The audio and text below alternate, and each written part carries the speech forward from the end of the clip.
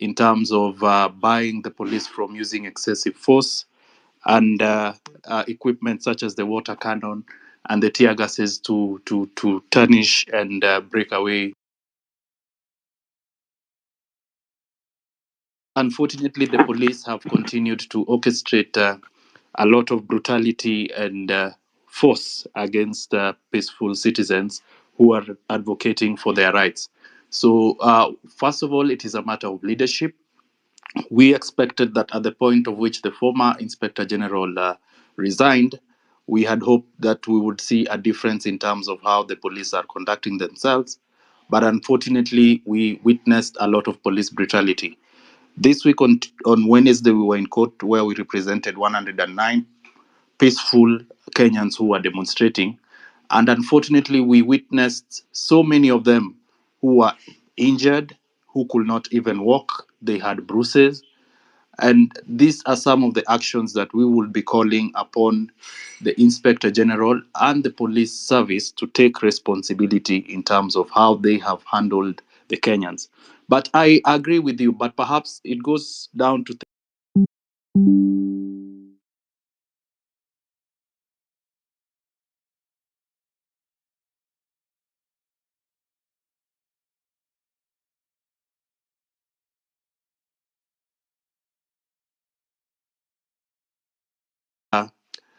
force each and every one of us to be part of this demonstrator. So I would agree with one of the speakers who said that perhaps if we could have a unity of thought, perhaps if we could not have so many perhaps platforms where we are communicating the same thing, so that it makes it easier for those who are in support of these demonstrations to have maybe one agenda, move in one direction, rather than having splinter groups. But we, as a democracy, cannot force each and every single Kenyan to be part of perhaps something that, in their own right, they do not subscribe to. I'll pick those two questions. Thank you. Thank you, Council. Lord Masaba, your question, kindly, if you can shoot.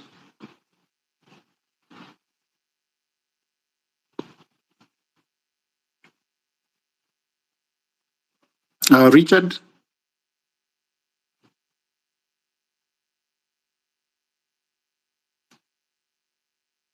Mwageka.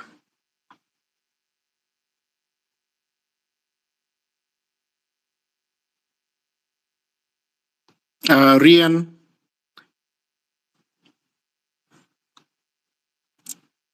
Ryan, whichever. Rian, can someone hear me? We can hear you.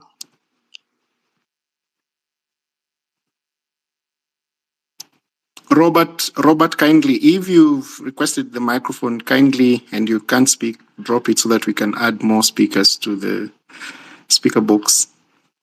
Robert?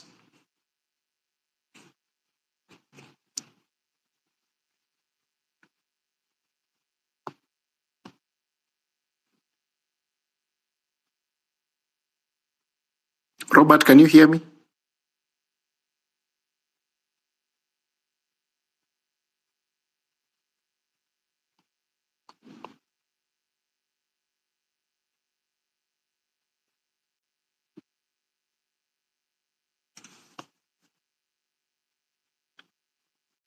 Masaba, you still have the microphone, kindly.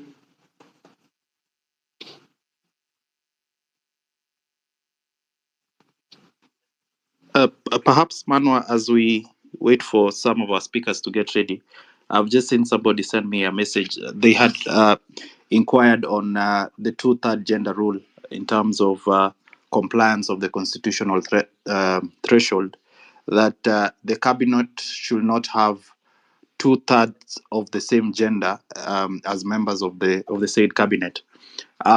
From what we saw yesterday from the first 11, clearly, unless we are jumping the gun, there could be possibility that that particular rule will not be complied with. Previously, we've seen the previous cabinets that we've had since the inauguration of promulgation, of the new Constitution 2010, that no previous cabinet has met the constitutional threshold of the two-third gender rule. So perhaps we could be a bit patient and see how the next half of the cabinet will be constituted, and perhaps that could form part of the grounds in which members of the public could petition or submit the memorandum as to the unsuitability of the cabinet. The two-third gender rule is a constitutional threshold, and I think the government, the president, being the head of the executive, has direct control, power, and authority to make sure that that particular provision of law is complied with. Unlike the legislature, which the people directly elect, and perhaps no one has really control as to the constitution or the compliance with the two-third gender rule. In terms, when it comes to the executive, I believe that the president has the power to make sure that that particular provision of law is complied with.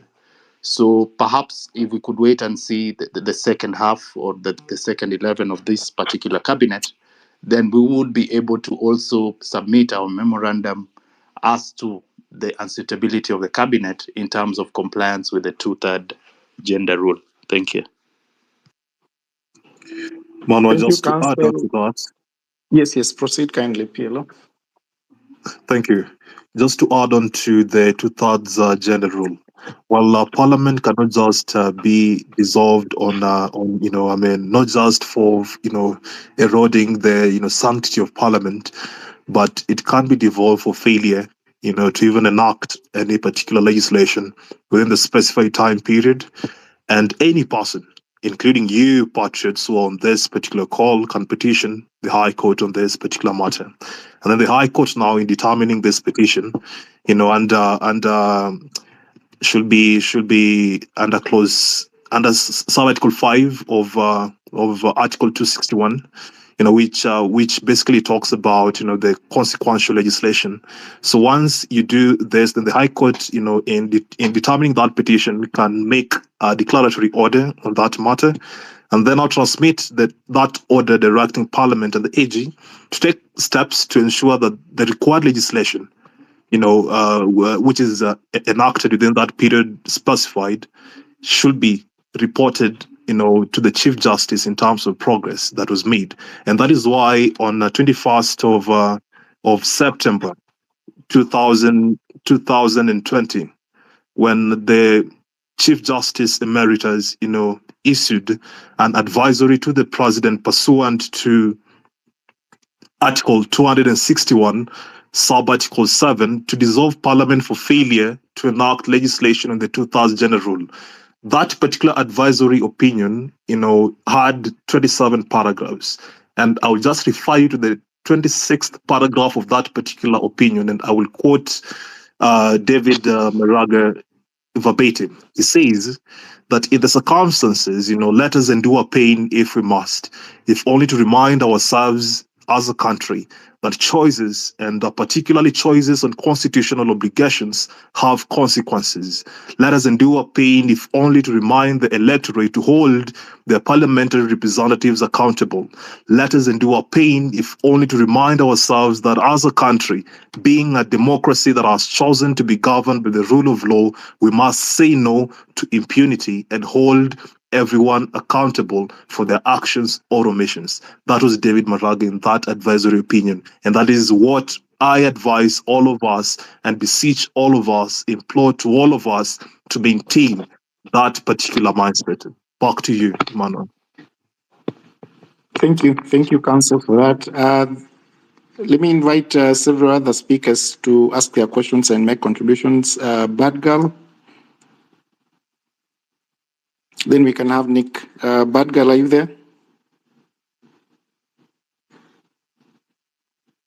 Nick, kindly proceed. Thank you.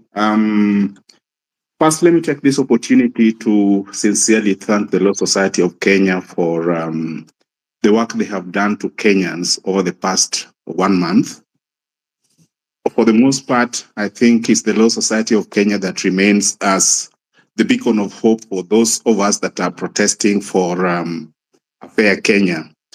We go to the street knowing that someone will cover my back should things go bad, and that is the law society of Kenya. So hats off to our able Madam President, and we thank you and your team. I'd like to ask, make a bit of commentary, but also ask a few questions that pertains to the way the country is being governed at the moment. We rely on the members of parliament, and particularly the role of the opposition in parliament, to be able to provide checks and balances to the executive in terms of legislation, accountability, and also representation of the people. And I do understand that our members of parliament are required to be able to listen to the people, take the interest of the people, and be able to amplify that and project that in form of laws and regulations in parliament. Now, we are very certain that the opposition is led by the Azimio is going to join government. It's an open secret. It's going to happen. And at the point that that happens and Azimio and Kenya Kwanza becomes one, Azimio is going to certainly support, or ODM or whatever they call themselves, are going to support the position of the government, are going to support the government agenda, are going to support legislation for the government, regardless of the intention and the purposes of those laws that will come through our parliament. They are no longer going to fight for the people. Now, that being the case, therefore, if the role of the opposition is no longer going to stand in parliament as required by law, what is going to be the recourse for the population to be able to take the responsibility of having just and fair society that is supposed to be guided and supported by a political system? Because now we are no longer going to have members of parliament that are pro-government and members of parliament that are checking that government. What is going to be the recourse for the population to deal with that situation? Because it is coming, and we need to start thinking about it. And my second issue is with regards to the revolution that is going on. And I do think that revolution is basically the voice of the people. People are coming out and saying, no, we don't want it this way. And as a result of that, we saw this happen during mandamanos in the past, where the only way they count mandamanos is by bringing in the criminals, the thugs that then justify the involvement of the police to be able to bring down and silence the voices of the people. And this is going to happen.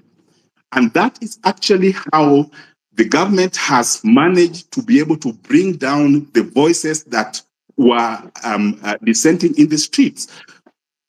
Bring in the goons, embed them into the demonstrating people, then start to beat, kill, and maim the innocent people that are just trying to talk about their rights, and leave these other criminals walking scot-free to come back to the streets another day to be able to silence the voice of the people. I am just asking myself, what other alternatives as a population do we have as the people of Kenya to be able to continue to speak our voices and voice our frustrations against this completely failed regime without putting the lives of our people at risk?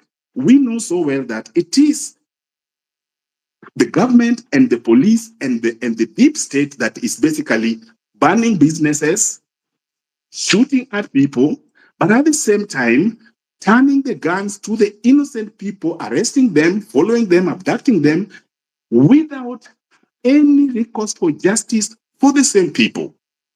Now, some of this, basically, I don't expect anyone to answer. Some of these are just basically my frustration and the frustration of so many other people. But I do think that there should be a reason somewhere. We've seen what is going on in Bangladesh. We've seen what is going on in other parts of the world. That it is possible to be able to bring in change in our society through civil disobedience, peaceful civil disobedience. It is possible, and we are going to do it. But we have to think of strategies, means, and ways of accomplishing this in the current Kenya, with the history that we have about the police and the state.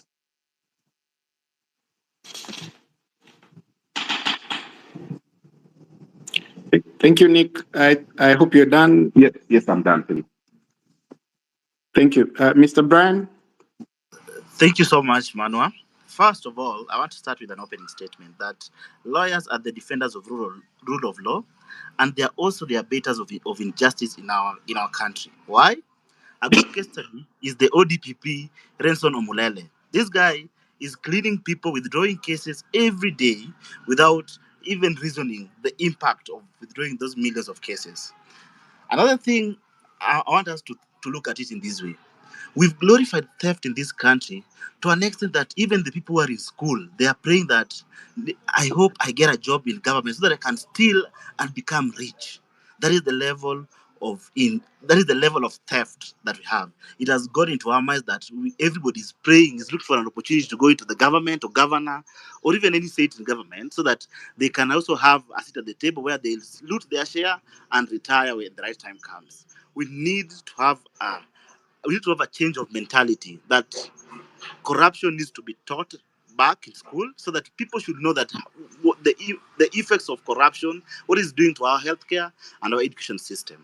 Then I have a few questions to all the wakilis. What is keeping Waluke in parliament really? This guy was convicted, in that maize scandal thing, but he's still in parliament. What are you doing to ensure that the likes of Waluke are not in parliament? Question number 2, I'll go to judiciary. What is LSK doing to fast track corruption cases such as the Golden Bag, the Chicken Gate, the FKF, the NYS cases? Because you'll find that there are so many cases, corruption cases in court, and there are there are judges and magistrates who keep on pushing the dates ahead each and every time. So there is no justice because justice delayed is justice denied. Then again, what is LSK doing to hold the rogue ODPP from washing and cleaning these corrupt politicians and sanitizing their theft by withdrawing cases? LSK needs to take stern action against the ODPP, even if it means registering for being a lawyer. You know, that is one way of dealing with these rogue people. Then, what action is LSK taking against the magistrate and judges who stole cases? Then, how can we push for lifestyle audit of judges and magistrates and the judicial staff? Because you'll find that in some countries, private practice is something that many people love and enjoy. But in Kenya, so many lawyers are running to become lawyers and to become judges and magistrates. Why? A magistrate within 3 or 4 years will be a billionaire by the time he or she is retiring. Yet the salary is a few thousands, hundreds of thousands. But the bribes there are so much. What is LSK doing to ensure we have regular lifestyle audit on all the judicial staff? Then lastly, I'm still going to go to the Omulele guy. What course of action can cute cases, especially these corrupt cases that the Omulele is withdrawing, can the LSK initiate criminal proceedings against Omulele so that he can be held accountable to all the cases he's withdrawing? Thank you guys and have a good day.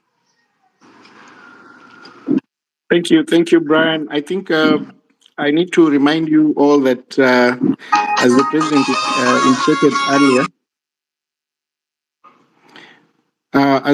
president indicated earlier, the session here was to collect your views largely so that we don't spend more time responding to as many questions as possible. It's important to remind you also that we had requested that if you have information that you think can help us build data on the disappearances, on the questions of arbitrary arrest, on the questions of individuals who have lost their lives and the families. As a law society, we are still collecting that information, and we need perhaps you guys to assist us, to assist the members of the public through our toll number that we shared earlier, that is 0800720434. You can get it on our pages, on all social media pages for the Law Society of Kenya. I have had a few questions. I don't know whether the president is there, but I want to respond to some of them. There is a question that was asked about what Waluke is doing in Parliament. We are equally concerned as to why he's in Parliament, having been convicted over, corruption cases. And of course, we know that the case is on appeal. But again, as a country, we watered down Article 10 and Chapter 6 constitutional requirement for holders of public office in 2013.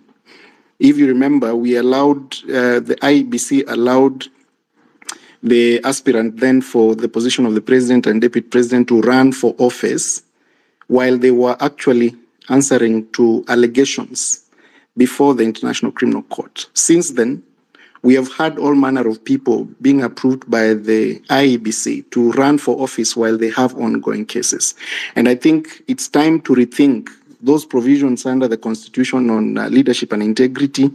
The Parliament attempted, of course, through the Public Officers Ethics Act, to try and implement the requirements under Article 10 and Chapter 6 generally on individuals we allow to run for office. And I think it's an ongoing conversation, especially on the question of ensuring that individuals who have cases and who have been, especially those who have been convicted, there is an argument that, of course, you must wait for the court to declare that you are guilty of the offense that you are alleged to have committed.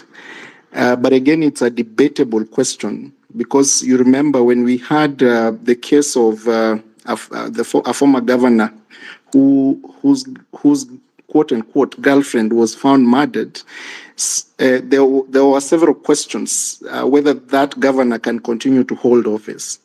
And again, we call upon these county assemblies, and these individuals create precedents that are followed over and over again that paint a bad picture to the kind of leadership we have. And somehow we take the blame as members of the public for the individuals that we choose to elect to hold, or rather to represent us in Parliament. If we took time when we are going to the ballot, scrutinize the individuals who present themselves for office, look at their character, their previous conduct, and reject them on the ballot. That is a sovereign duty that you have under Article 1 of the Constitution. While exercising it, ensure that perhaps you understand and know the individual that you are electing. Of course, most of our electorate assume that the handouts given, and of course we have created this demon called Parliament. When the elections come, we receive handouts from these politicians and then proceed to actually elect them. And while we do so, we leave out people who could have offered proper representation to the members of the public in the National Assembly and in the Senate. So we have a duty ourselves as the members of the public to actually ensure that we keep scrutinizing, we keep asking questions, we keep referring back to the provisions of the Constitution on leadership and integrity, and ensure that the individuals we have in office do not have any allegations of corruption, because the moment we elect them, there is almost certainty that they will continue to propagate the said corruption within the leadership positions that we offer them.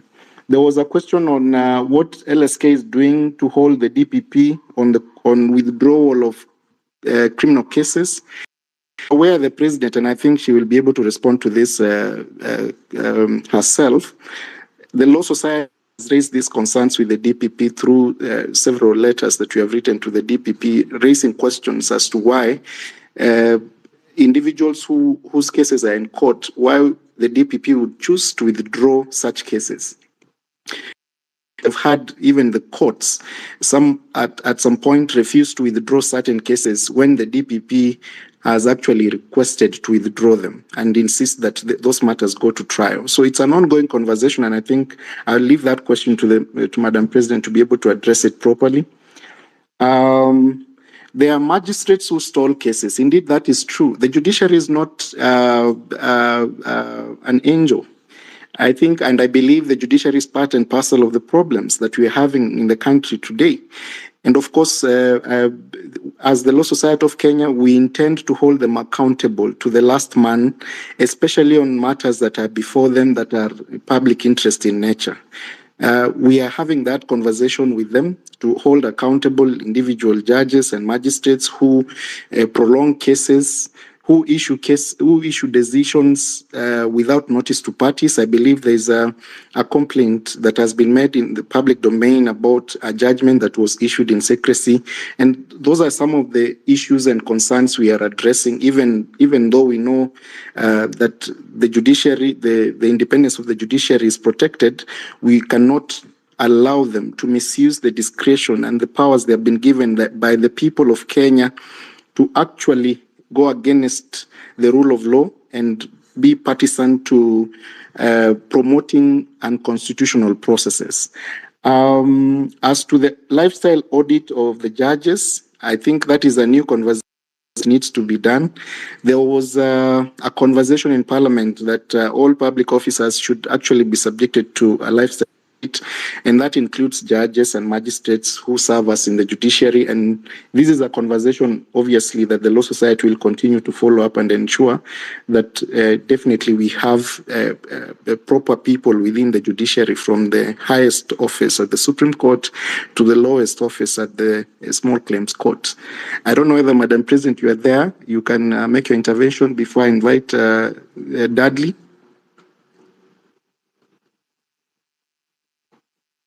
With regards to withdrawal of cases, that's a concern that we had, and we have continually raised. Sometimes the DPP citing inadequate evidence, but that is a concern that we have raised, and we said the moment they should make a decision whether to charge or not, so that we do not have a scenario of cases being withdrawn. But we raised with regards to the proposed withdrawal by the EACC, the withdrawal of the case for the former governor of Migori, and we saw that one now taking off again. And we'll continue to raise concern the moment we hear any cases that are being withdrawn. And we will also now hold the DPP accountable as well, because once they make the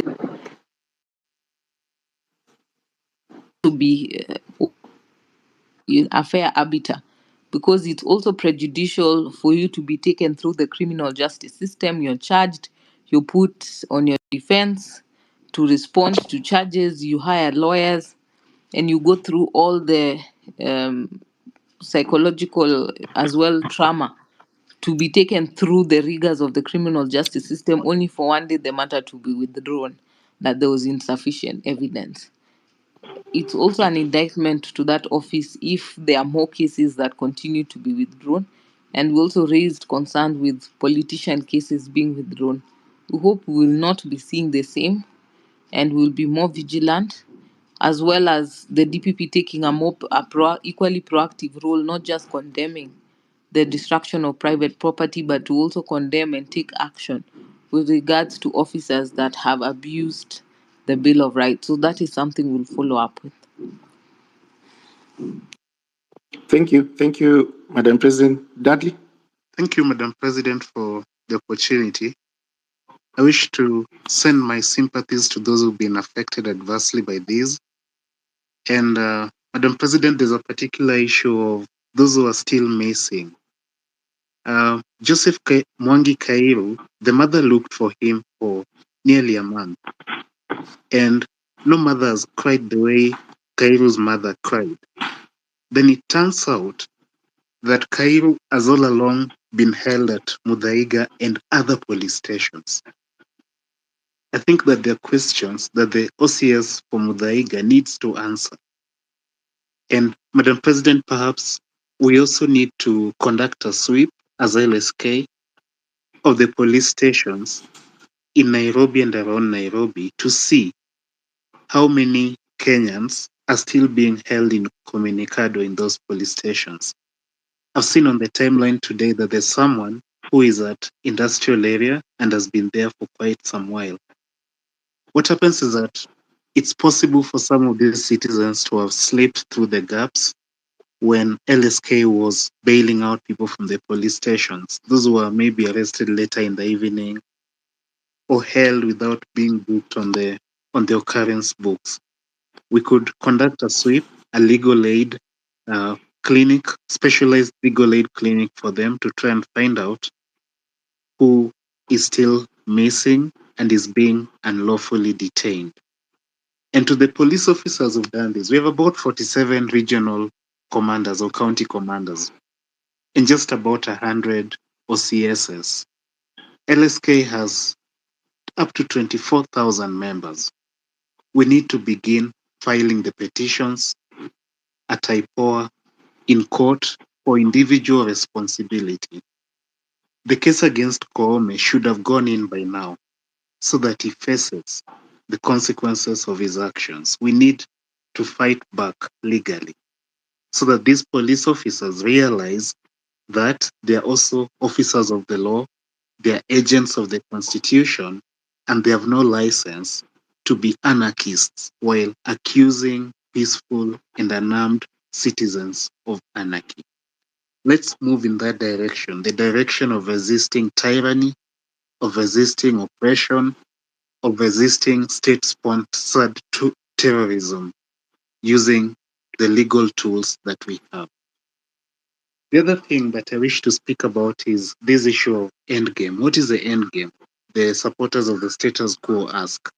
The endgame is greater accountability, greater responsiveness. We want responsible and prudent use of our taxes. We do not want corruption cases being withdrawn from the courts. We do not want budgeted corruption. We do not want citizens who are stretching under an oppressive tax regime to lose their money being spent, in useless things. I've seen now State House is asking back for the 1.5 billion budget. I mean, those are things we do not want to see. People did not die for the status quo to continue. So let us sustain the movement. Let us press from every corner, demand accountability from your public servants. That's what they are. They are public servants. Let's press from every corner. It doesn't have to end in the deposition of the president because it's shown that he wouldn't go anywhere. But accountability is something that we have and we must get. And for that reason, this idea of recycling, the same people who've been there. Professor, my teacher, Kithure Kindiki, has our blood on his hands. How can he still be the CS for Interior? It's a joke, it's a mockery of those who've died. It's a mockery of the Kenyan people. It shows that the president and the people around him are tone deaf. They're not willing to listen. And we must press for accountability. Thank you so much, Madam President. Thank you, Dudley, for those contributions. We can take more interventions. Joan. Joan, you have the microphone. Kindly, if you can proceed. Thank you so much, team. Thank you, Madam President, for this opportunity. Mine is a quick one, a question and a comment. The question first. I was in a meeting the other day and I had someone mention about Article 1 and 2 that has been used over time to exploit and embezzle funds. This is an article that gives the CS Treasury a mandate or a right to approve funds that have been requested for. And these are funds that never saw that were never budgeted for and never made it to the budget draft. For example, then we should be very.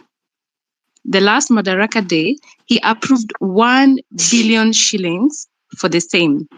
So my question is this a place where this can be challenged? Yes, it is in the Constitution, but what protection do we have? Because now it looks like this is the place where they are all going for to loot. On the what has just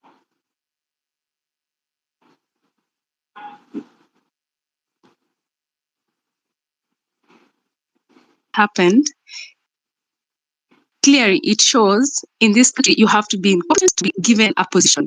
These guys were fired because he said that they were competent. But again, they're back Either he's out of touch to get to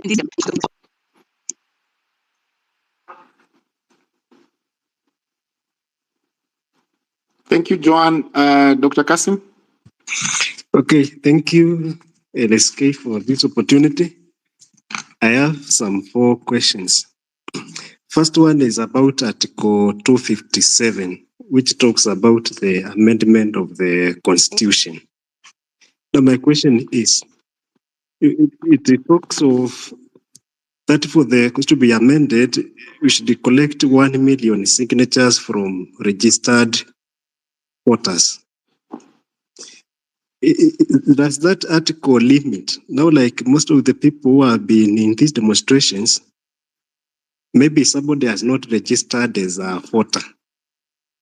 As if that if I'm not a registered voter and I'm Kenyan citizen with a national ID, I cannot participate in amending the constitution. The second one, about these other independent organizations, like we have teachers, we have doctors, like in the code of conduct for teachers, they normally say that teachers should not participate in political activities. When you go to the Bill of Rights, everybody has a right to participate in the political activities of our country. So does a code of conduct of a certain association supersede the constitution? Then I may seek some interpretation of Article 152, which says cabinet secretaries should not be members of parliament. What was in the mind of the drafters? Should we be happy people who are members of parliament, then they resign to take up cabinet slots? Or what was exactly the intent of the constitution? Then now the last one, about the impartiality of our speaker. If the speaker of the National Assembly appears to be taking sides with the government, what does the larger population have? Like we have seen clearly the current speaker of the National Assembly side portray outright favor to the government side. What do we have as the citizens? How can we address that? Then lastly, if we were to propose for an amendment of the constitution, like we have been talking of limiting the number of elected posts, what if these people collect 1 million signatures and the amendment is rejected by the county assemblies and maybe the National Assembly because it's touchy on them? Is there another avenue we can have to change the constitution? Yeah, thank you. Thank you very much, Dr. Kasim. We can have one more before, or Madabna. Yes, you can. You can hear me. Yes, yes. Yes. There's a number of questions I've noted down. There was a question on, I think, one of the previous speakers in terms of the role of the opposition, where he complained of perhaps, quote unquote, the opposition being compromised. Now, perhaps if I could take him back to when the president was signing the IEBC bill into law. Remember, there was a bipartisan team in parliament that worked on what they termed the NADCO report that was approved by parliament and submitted to the president for recommendation. And there are a number of recommendations that the NADCO had recommended to the president for implementation. It is a very bulky report. Perhaps if you could take some time and go through it. But that's a more political than legal question, but maybe just to delve into it slightly. I think in terms of Kenyans as the role, I think we do not need to have an active opposition in terms of trying to push for agenda, and that's why I think we've in the recent past seen Kenyans go to the street to advocate for their rights and all that. When I was a bit younger, I remember what we previously had was a very active opposition that was in law, where we could find that once you'd lose an election, you'd form the opposition, and you could see something like a shadow cabinet. I remember the former president Uhuru Kenyatta. At that time, they could even have a shadow cabinet just to have checks and balances in government. So that forms part of the NADCO report, where they have recommended that the official opposition be provided for in terms of the law. Whether it would be effective or not, that is a question for another day. The other question was on the issue of Chapter 6, which, Manwa, you delved into it, in terms of the balance between presumption of innocence and Chapter 6. And I think for me, I'm of the school of thought that while the presumption of innocence is paramount, and everyone is entitled to that until a case is determined, but when it comes to Chapter 6, I think when it comes to holding of public offices, I think once a public officer or a state officer then has a charge in court, then for the purpose of the sanctity of Chapter 6, that is good governance and all that, I think one should step aside until the case is cleared. We are not saying that you're guilty. We are not saying that the charges are confirmed, but until the case is heard and determined, and you have defended yourself successfully, then you should step aside and let others perhaps govern. But that also has been having a challenge, because we have also seen in previous regimes where people who are not quote unquote politically correct then having had trumped up charges before them, because perhaps they've taken a position that is contrary to what the government feels. So it's more of it's a discussion or a debate that we can continue having. Ochel Dudley talked of something to do with the police stations. It is indeed very sad state of affairs. I recently saw, I can't remember the name of a young man who was held at Mudaiga police station for 30 days, up to 30 days. I mean, to me, that for lack of a better word, is torture. And remember, one of the non-derogable rights that includes right to life is also right from not being subjected to torture. So, I mean, that amounts to torture. And for me, I think independent offices such as the IPOA has failed the state and the citizens in terms of their oversight mandate. And they have turned out to be this dog that barks but cannot bite. I recently had a conversation with a friend, and he had a suggestion such as, having CCTV cameras in our police stations. I mean, what is it that happens behind those closed grills and cells? What is it that happens so that a police station can hold a citizen up to 30 days? I mean, that is inhumane. So those are such kind of conversation that we should be having, because Manuel, you can attest, sometimes you are sure that a citizen has been arrested, is at a particular police station, but the police officer or the OCS denies that this person is not in this particular police station.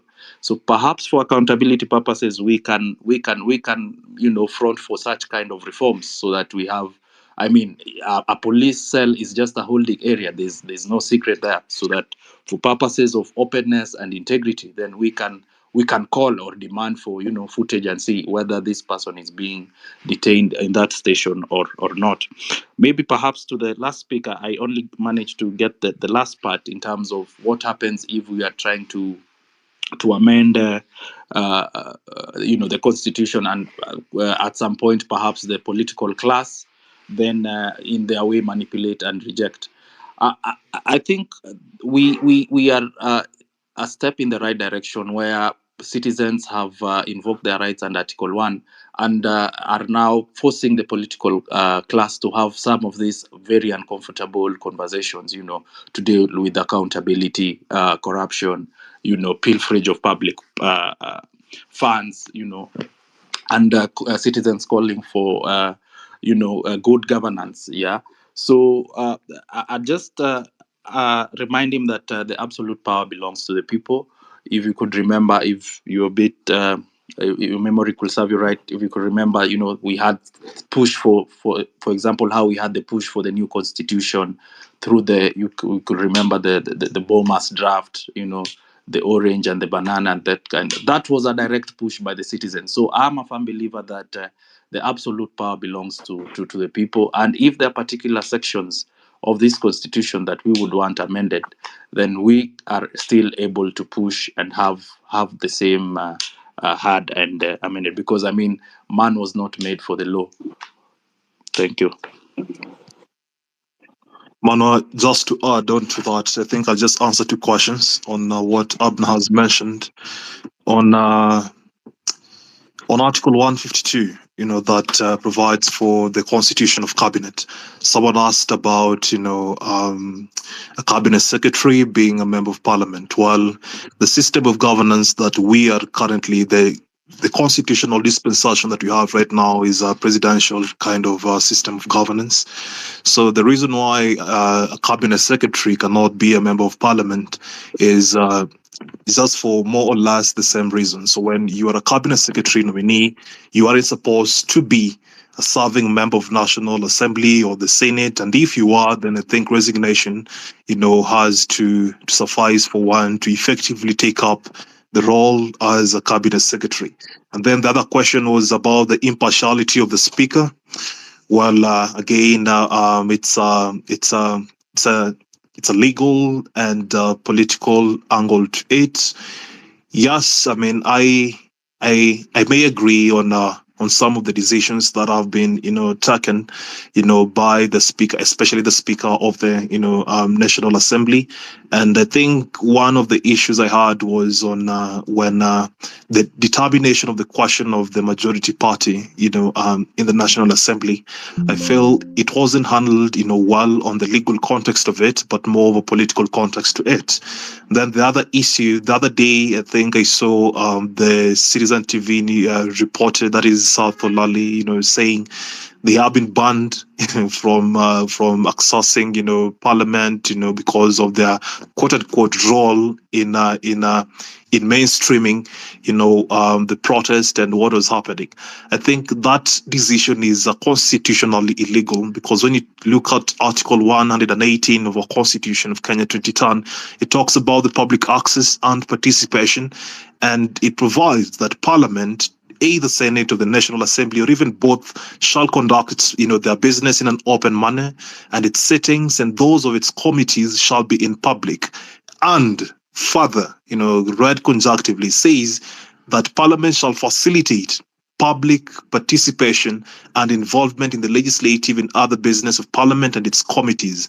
And then clause sub-article 2, which is where the strength of my argument lies, talks about Parliament may not exclude the public or any media, from any settings unless in exceptional circumstances the relevant speaker, could be the Speaker of the Senate or the National Assembly, has determined that there are actually justifiable reasons for the exclusion. So the justifiable reason here that purportedly the Speaker of the National Assembly or even the Senate, by extension, may have picked, doesn't really fit within the ambit and the context of justifiable reason. So I think that was a political decision that should be challenged, because it violates not just the rights of the media as constitutionally enshrined, but it equally violates the right of the members of public to access information through mainstreaming of media when they project the proceedings happening in Parliament, either Senate or the National Assembly. Yeah, so back to you, Manuel. Thanks. Thank you, Pielo. We'll have Redemptor kindly proceed and raise your concerns. Redemptor, you have the microphone. Hello, can you hear me? Hello. This is Redemption. Yes, we can hear you. There's someone else speaking. So I'll go very fast. Thank you very much for the opportunity to speak up. Thank you, Madam Chair and LSK for the work you're doing. Because now it's not a matter of when the young people go to the streets, it's if they go to the streets. Before I ask my questions and make my submission for self-preservation, I'd like to say mimi ni mtetezi, mwandishi na mzazi, and pia mwananchi, so that when people ask why I'm so active on X Spaces, we are living in bad times. Before I forget a question that has just popped up now, Justice Dande in a Malindi court had banned, I think, tear gas and water cannons. And now we've seen the introduction of the orange smoke. And there are theories that it's a dangerous, it's a burnt substance, it has side effects. So I'd like someone to address that. Now, on the vetting, I would like to ask a question that somebody had raised, that when the CS security said he does not know about the hooded men and he is now being reappointed, as an individual, you can be a target if you move to the vetting board and make an objection. Is it possible for somebody like LSK to make presentations about what happened under Kindiki's watch? Because if I say it as Redemptor, I could get in trouble. My other take is just the need for champions for justice in this during this period to make their voices heard more than. There's an echo. Somebody's mic is on. Kindly continue. You can continue, kindly. Redemptor, you can unmute yourself.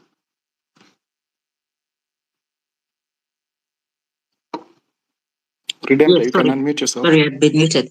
So the lead.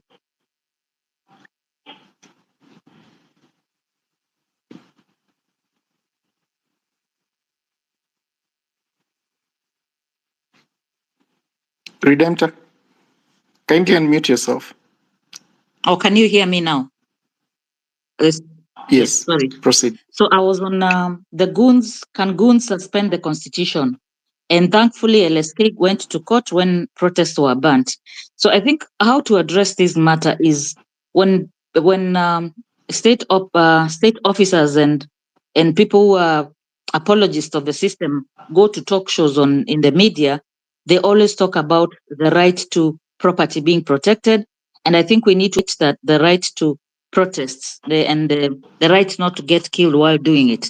And the other one that I would appeal to anybody who's having this conversation is, I was corrected by a senior counsel when I made a presentation here last and I talked about extrajudicial killings in terms of the protests, and they told me it is summary executions. So I think that needs to be amplified. Now the other one is just two last one, very quick ones. If we fail on the legal end, what can we do on the social end? Is it illegal to post billboards near Parliament or near the police station saying these people were killed exercising their constitutional rights? And the last one is the failure of state to help in the security agents have not, and I'm putting quotes, have not actively participated in retrieving the bodies in Kware. We saw that hulabaloo about serial killer, and I've been following the social justice group in Kware. Even when all these other demonstrations were going on, they were still retrieving bodies. So I think there are bodies that have been retrieved that have not been documented. And if you remember, my last submission is a spiral of silence. So now we have forgotten the Kware story, and we are slowly forgetting about the others. So those are my many questions, and thank you for the opportunity. I don't know if I missed any when I was muted. So thank you. We have heard you. Thank you, Redemptor. We can have a few interventions before we invite the president to address some of them because of we are running out of time. Benito, if you can keep it short. Benito, you have the microphone. Oh man, I've been waiting, Mono, for a while here. Apologies, there are so many speakers. Benito, are you there? Mwangi, you can proceed. Thank you, Mano, for the chance. I'll keep it brief. But I want to address, I think, 2 points. And this point was raised by a gentleman called Thomas, and then there is a professor, then Brian International. And I think this is the issue about morality. I think our country is not short of laws. We have enough laws. And I want to make my statement regarding corruption and members of law society being actors in that. And I know you did allude that you talked about people have the right to be represented, but actually on the morality, it's wrong. And actually, Manuel, you addressed that question in a way that was very, on the sidelines. I think if you have, Brian asked Professor, why is this man not being retrieved? And the reason is because we have good counsels.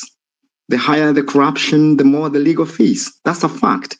Where you cannot refuse to take a client on a legal basis, but on a moral grounds, you can say no. So therefore, I actually say that the legal fraternity, they are complicit in the proceeds of crime. And I think a law society cannot just be complicit in that. I think they should do something about that. That's one of the statements I want to make. The other point on the way forward, I think Dudley asked what is the question of the way forward. I think we all support, where we are in the country.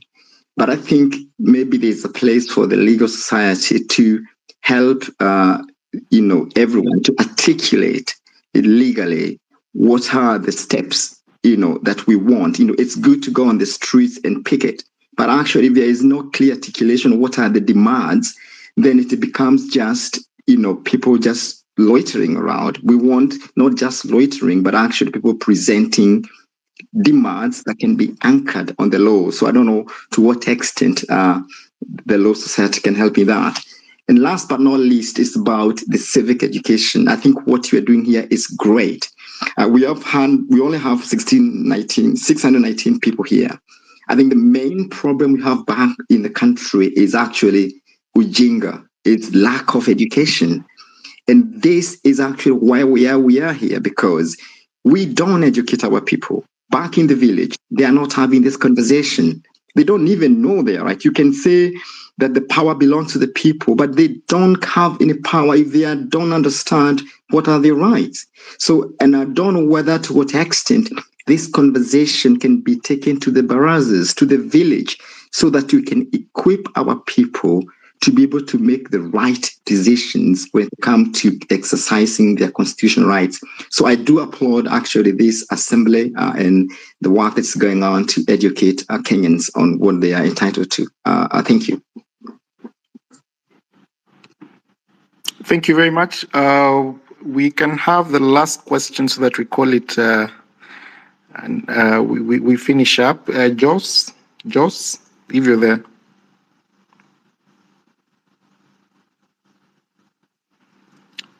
In the meantime, Abner, if you can be able to respond to those questions even as we do the final remarks. Yes, thank you. Maybe just concern from Redemptor, I think, was about the. Thank you so much for the opportunity. I would like to ask two questions. Number one, quickly, is does the law allow the state to charge issuance of identification cards? If no, is there a way we can challenge it? If yes, what happens when an ID expires? Does one lose citizenship?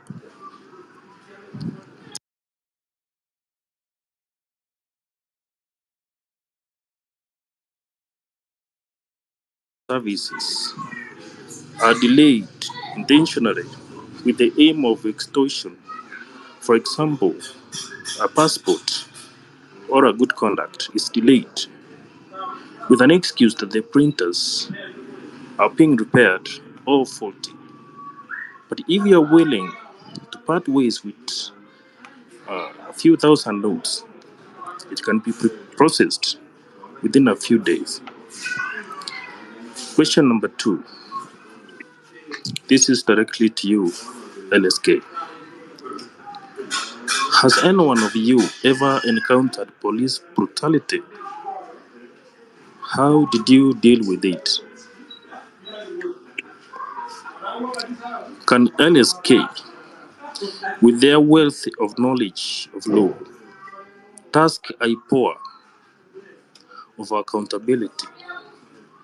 I mean, we all live in Kenya, and we all see how unprofessional our police are. Must one have to file a complaint to IPOA for action to be taken when when they are aware of the happenings during demonstrations? Thank you so much, and that's all I have. Thank you. I think Anonymous, if you can, Anonymous, if you can have your last question so that we close it there and have the responses even as we close this session.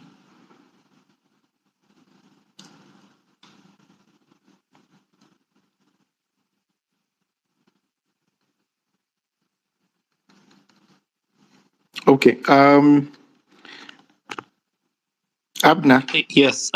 Kindly you can Yes. Thank you very much. I was responding to Redemptor's question, where she had picked up from where we had already discussed in terms of the judgment that was delivered in Malindi by Justice Stand in terms of the police being barred from using, the canisters and all those kind of live bullets in terms of containing the peaceful demonstrators. But we have time and again now see them come up with new kind of styles and ways to try and make it not very clear as to whether they were banned from, for example, using that orange book, which I was informed that does have some effect in terms of itchiness, and you can never know what are the far-reaching consequences. And I think that really goes back to what we were discussing in terms of the leadership of the police service and putting them into account. And I think moving forward, we have already instituted proceedings in court in terms of trying to make the IG accountable for the brutality that we have witnessed, and also, of course, for the deaths that we have unfortunately lost innocent Kenyans. Maybe to the question of these corrupt individuals having advocates, and I mean a battery of lawyers to that effect, and in terms of as a society, what are we doing about it? Are we beneficiaries of such? Perhaps I could just simply say that every citizen has a right to counsel, and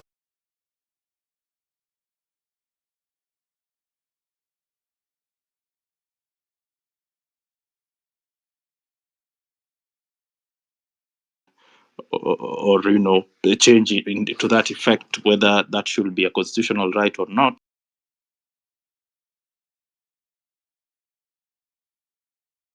You may be in a position where you'd want counsel, and then the question would be, do you have a right to that counsel? Because every person also have their story to the case. In terms of the identification cards and passport delays, I think Manwa, you're in a better position to answer that, because I know that there's an ongoing suit regarding that, and in terms of expiry dates. For me, I think I have personally raised my concern with IPOA. For me, I think it's a dog that cannot bite. They have really disregarded their responsibilities, and they are not doing enough. I mean, we have for the last 1 month called upon them to identify these officers that we have already circulated. They have clear photographs. We know their identity. We even have their contacts, and we cannot have endless investigations.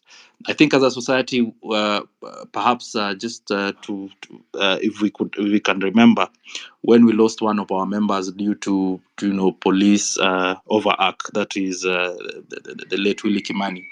IPOA really came in hand and were able to quickly investigate, and have these particular officers presented before court, and now justice was duly served where they are serving their terms in prison. But presently, with the new body, the new officers who are now in charge of IPOA, we are really seeing a lot of lethargy and reluctancy in terms of how they are moving, and perhaps as citizens we can put or pile more pressure for them to act. Otherwise, if they cannot act, then why should we have them? So I think for me, my closing remarks would be maybe to just first thank all of you for joining this session and raising your concerns. We also on our end, you have tasked us with some of the things which I think we'll also pick up. Maybe also moving forward, I know this is not the end to the push for accountability reforms and better governance.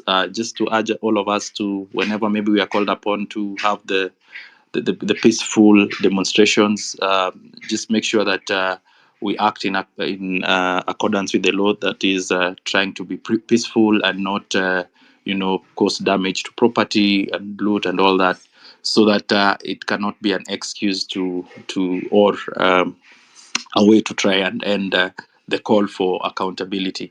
As a society, we have been relentless, and we shall continue to assist where we can, and support and offer legal services when required. Thank you. Thank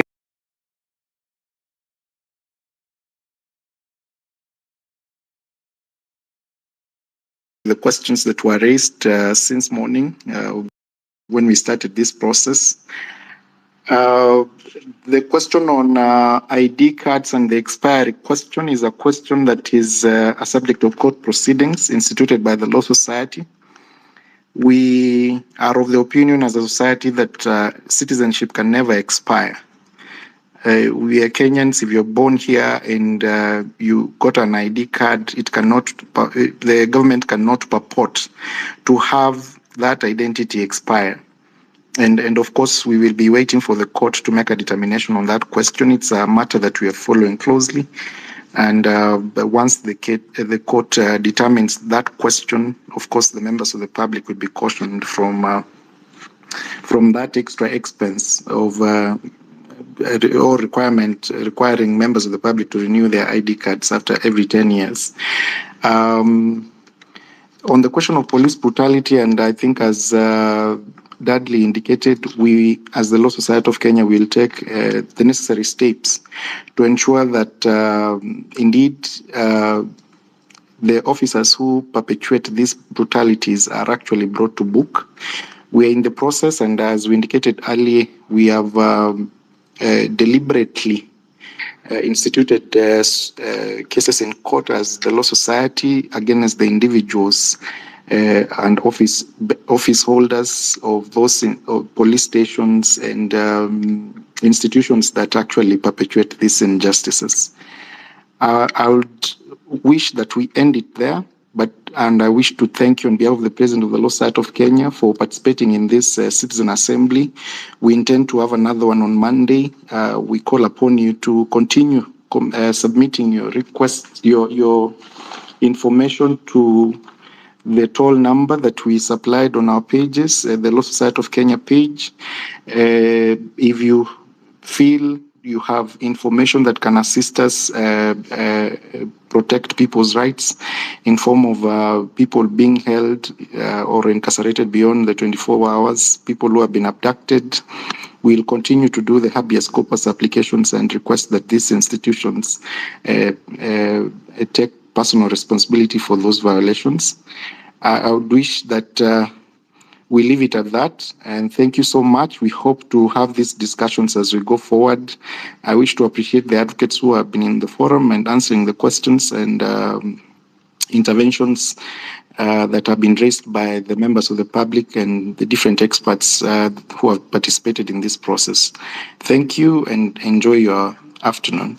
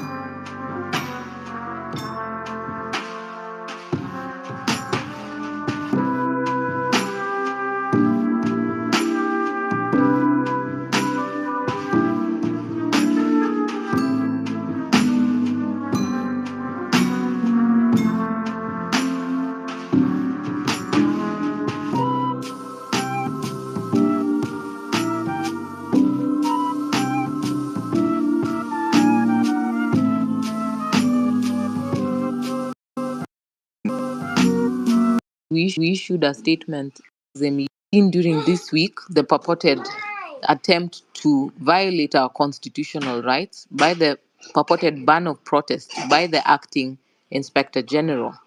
And the Law Society spoke against the same, as well as the courts have. It seems the Law Society who have condemned using their voice and wanting to be poor. The Law Society who have been offering statements, or those going to IPOA to issue their statements, and will continue to offer that help. What we have noted with great concern as well is that there's some growing fear, and I ask us that reach out for psychosocial support. We have various partners that are offering support. We know that the scenes may have been quite traumatizing for a huge number, particularly those who have witnessed their friends dying beside them or in their arms. So we continue to offer support for the victims, and we continue to seek justice for the victims. We ask that there should be no state interference, particularly for the right to freedom of expression, and similarly against no attacks against media personalities that are reporting what is actually happening for the public good.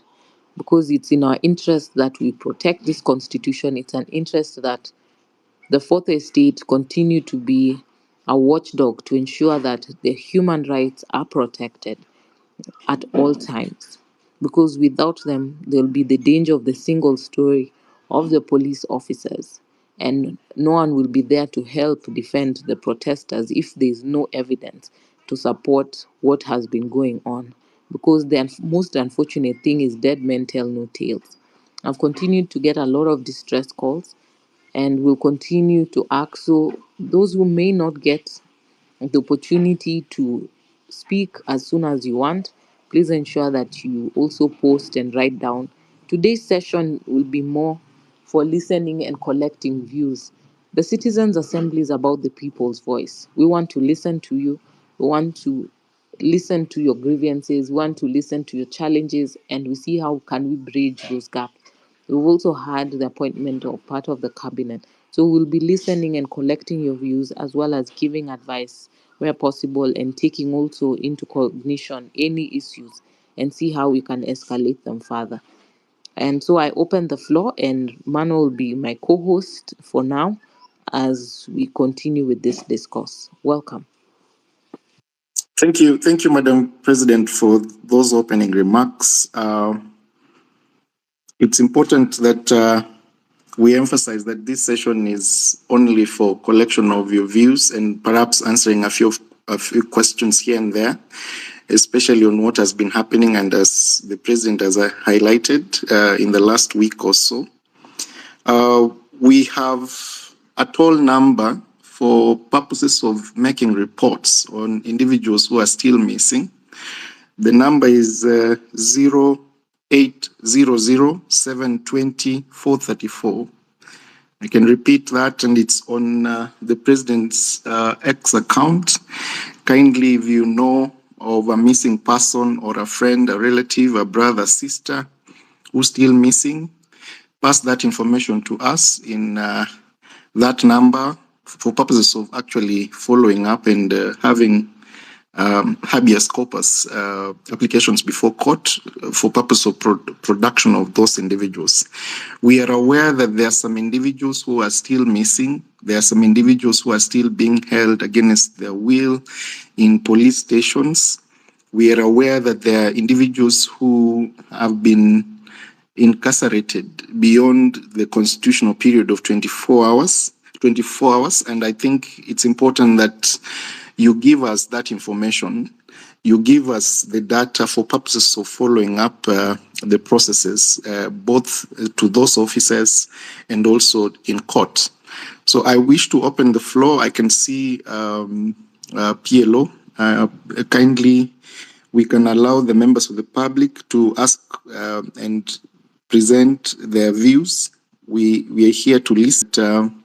Once you have the microphone, you're able to summarize so that we can give as many people as possible the opportunity to raise their concerns. I think I'll straight proceed to allow Olago. Olago, can you hear me? You Yes, I have the can hear. microphone. Kindly proceed. Okay, good morning, everyone. Okay, I just have an issue to address with the notice that was posted by the Office of the Inspector General, National Police Service. I'm not much into law, and I just know about the Constitution a little bit. So the notice that was the press statement, it was to ban the ongoing demonstrations that have been taking place nationwide for almost 2 weeks.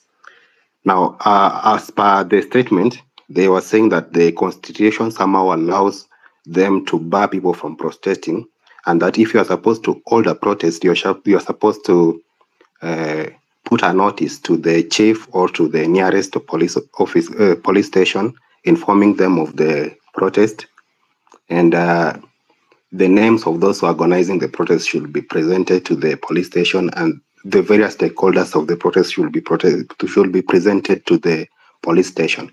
Now, as per that notice, I think what the government is trying to do is trying to identify more people to abduct and more people to victimize, so that the protest the ongoing protests are not. They don't have. They are trying to get the leaders of the protest. So, according to me, they have a point there by saying that the organizing of the protest the notice should be given to the police. And I just wanted to get the comments from you guys that understand the law. How do we go about that? Thank you. Thank you for that question. We will take several so that the president is able to address them at once. Kindly, Arnold. Arnold, are you there? Yeah, I'm here. Kindly proceed. Okay, yesterday I attended an express meeting, and the citizens seem to be more from the government. Seemingly, there's going to be a total shutdown, I think, beginning from next week, according to what I heard yesterday. I just have my question is that how is this going to be on our advantage, us as Gen Zs, or what are going to be the consequences? What are the consequences going to be as per the constitution? Being that it has been, I think, a whole month of protests, but seemingly the government sees to show us the middle finger. Okay, now that you're going to make it a complete shutdown, what's going to happen to us, and how is the LSK going to stand by us and protect our rights? Thank you. Thank you for your question. Kimuzi, you have the microphone. Kimuzi, if you can hear me.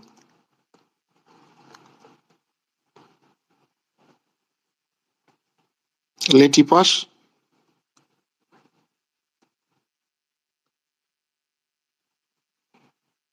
Benji. Good morning, everybody. I'm ready, and mine is a comment and a suggestion.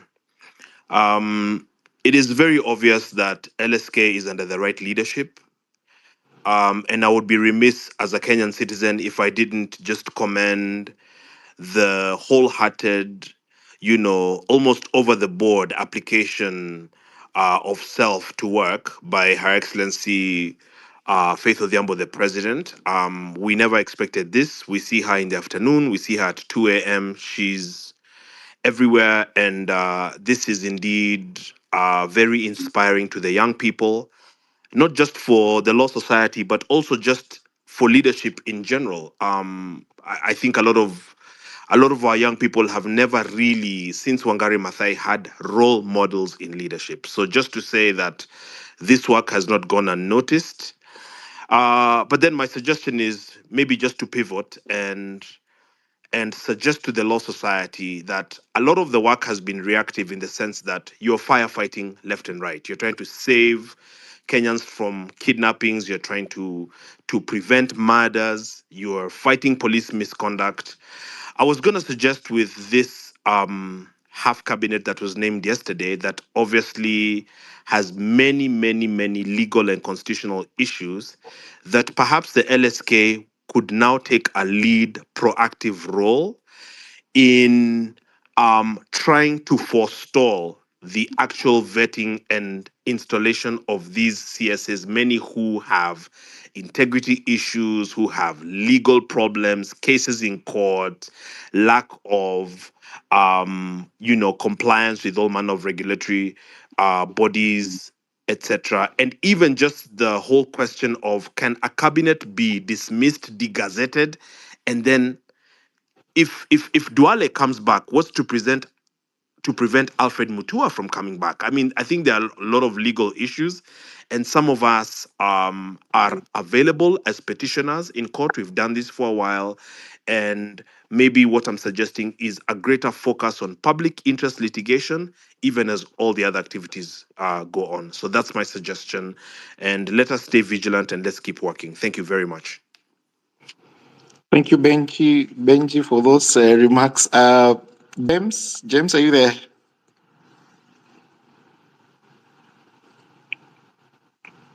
James, you have the microphone. Yes, yes, I'm here. Good morning, everyone. My name is James Mulamba. Well, I have noted with concern that we are in the home stretch. We're fighting against a rogue regime whose idea of government is something we've never seen before. Because I don't understand how a government would be so corrupt, so inept, so incompetent, so tribal, and everything we stand against. Perhaps Uhuru was bad, but not this bad. I have two questions. One is in regards to the cabinet secretaries. I think there's is it Article 6 that elaborates that if a state official or a government officer is removed or dismissed from office on grounds of inaccountability, lack of integrity, and such grounds, cannot be reinstated or cannot occupy office. I mean, it has been the same challenge former governors who are impeached like Mike Sonko have been facing. So is it possible to push for a new CS list positions, a new list of CSs, by incapacitating the likes of Duale, the likes of Kindiki, because they were dismissed in the first place? The second question would be,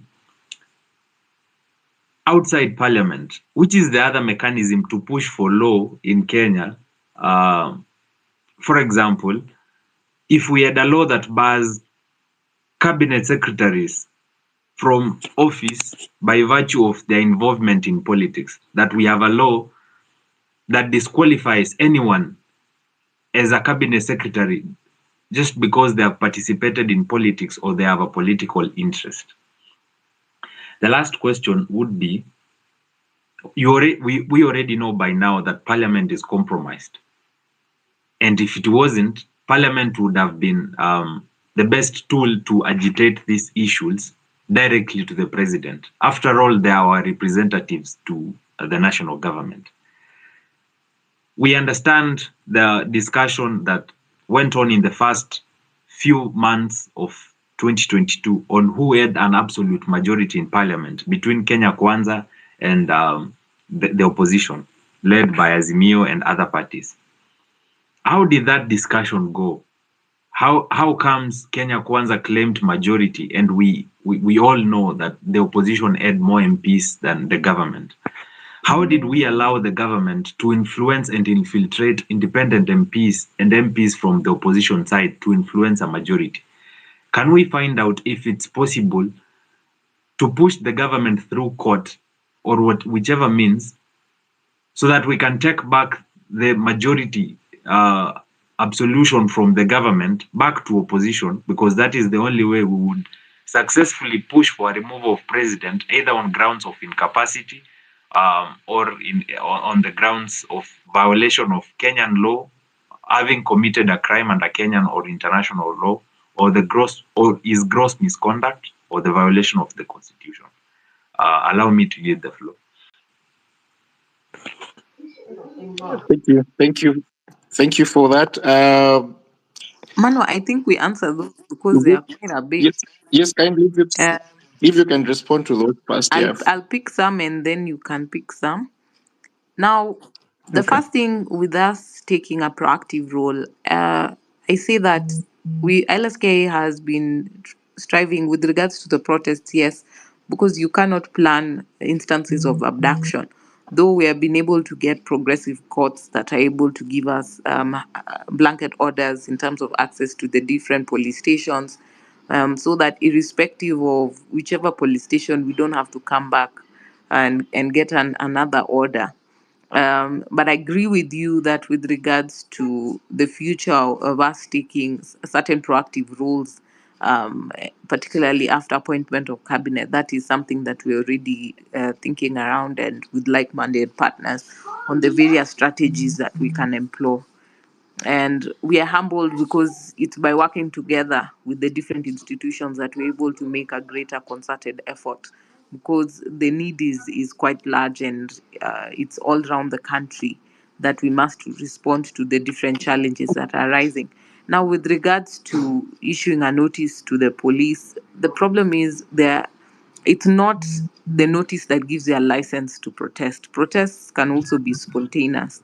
And so you're giving a notice for the purpose of them facilitating the protest. So it's not a directive that you have to give it this way. And I think what the acting IG is trying to seemingly tone down after the court orders.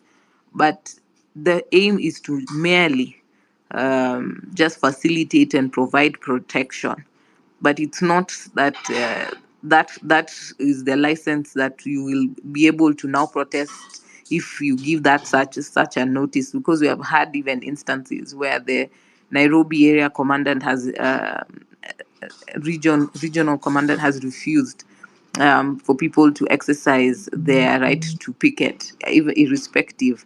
And that is not his prerogative. It's a constitutional right. As long as we are peaceful and you're able to exercise your rights well, and that's why we need to continually be vigilant and raise concerns, particularly when they're goons. And we have seen situations, the ones who call themselves Nairobi business people or business city business people with rungus, trying to be infiltrate the protests, and those goons that come to take advantage and steal. We need to be vigilant so that those ought to be arrested, because they are not part of the peaceful protest. They're destroying private property and stealing from even the protesters who were just engaging in a peaceful protest. And so, as LSK will continue, we are looking at the various questions, both constitutional, and we're grappling on the best strategies on how to come forward. Now, with regards to the other methods that are available, of course, the Law Society has always gone to our courts to raise concerns, because as much as we table our concerns with regards to any pieces of legislation in uh, in Parliament, and we have seen how our Parliament has been the weakest link in this country, in this nation. I dare say I've said this several times, and I continue to say it. Our Parliament has failed us because they have forgotten that their role is representation and are carrying out other roles. The courts had declared CDF unconstitutional. It ought to be implemented. It ought to be one of the first things that the head of state implemented and stopped this issue that Treasury is continuing to disburse CDF, yet it's unconstitutional. We need to have the women reps, that NGA fund that is unregulated on how they use, how do they account for the monies that are given to them? How much do we actually see benefiting? That money should go into education or health. CDF should go to the governors to actually support development projects, and should be purely for development projects at the county level, so that we can hold our governors accountable in the same manner and fashion we have held the head of state demanded for accountability and transparency, so that we can actually feel the benefits, and MPs and women reps can focus on what took them there to represent us. One of the speakers has raised the concern that how did we allow independent candidates to switch, yet the opposition and independent candidates made up the majority.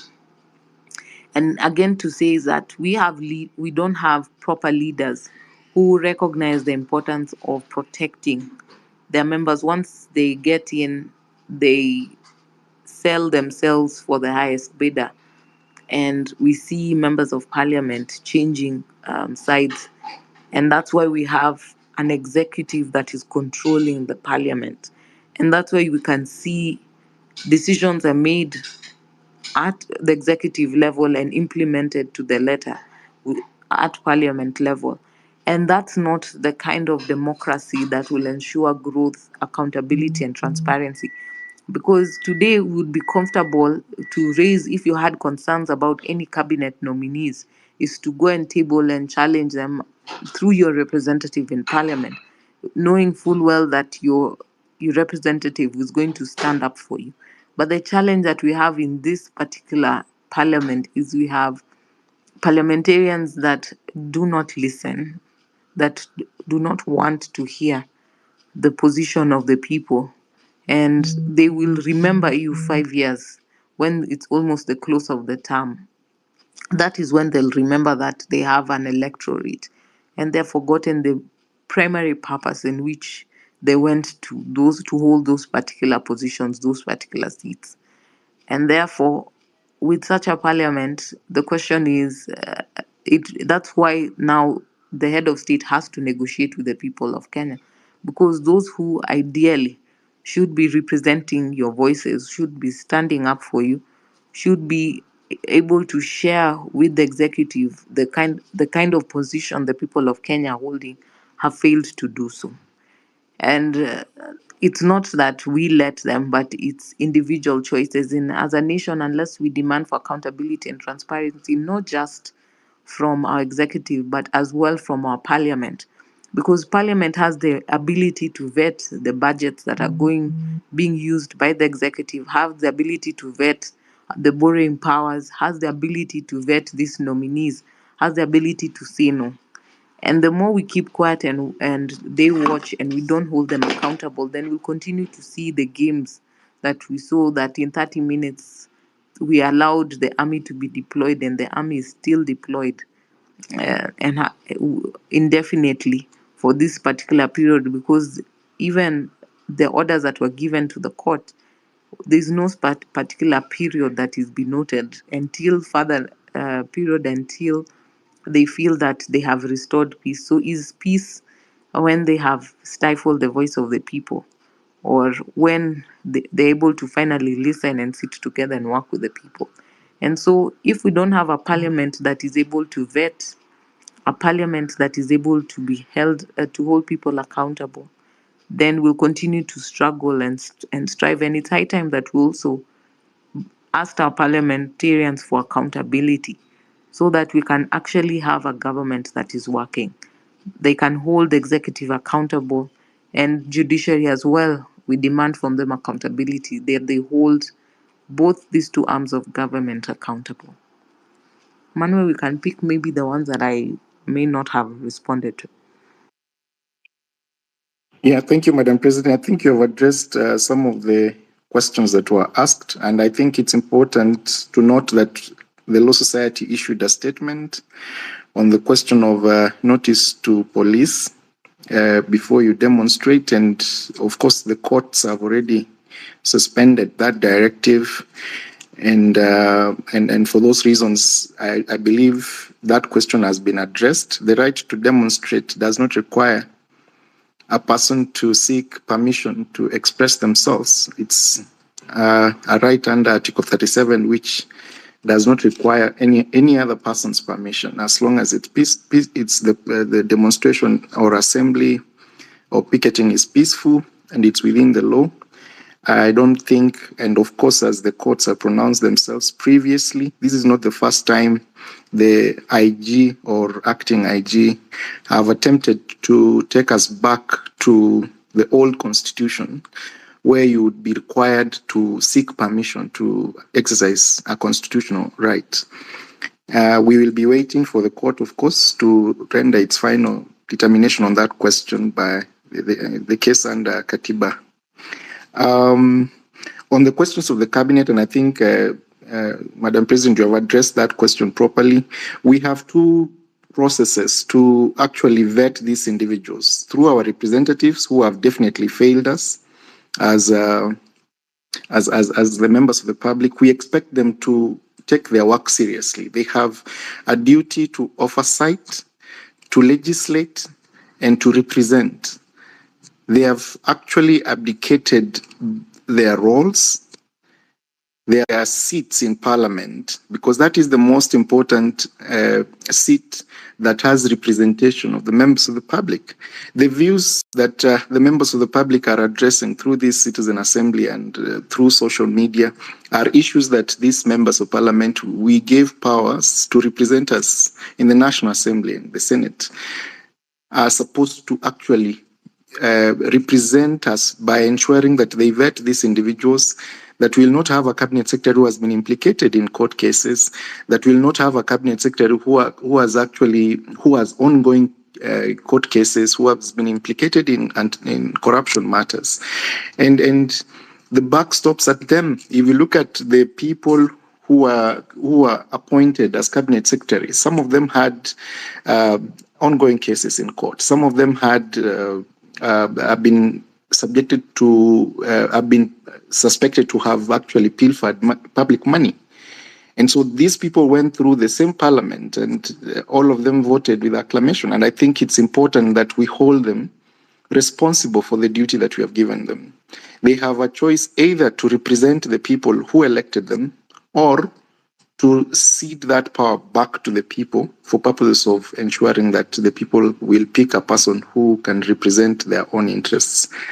I'll keep opening up the space. I don't know whether Jatello, you're there. If you can be able to make your contributions, you have the microphone. Thank you. Thank you, Madam President and everyone. I'd love to speak on two things. First is on the cabinet, and I'd ask LSK to give the constitution, what the constitution envisages of a cabinet. What does the constitution see? What's the cabinet that the constitution wants? I was taking some few notes as I was reading my constitution, and if you check Article 10, and you remember the other day, the former KRA chairman, Mwaura, the court said is not fit to hold that office because of our national values. And this same Article 10 on national values talks about equality, equity, inclusiveness, and protection of the marginalized.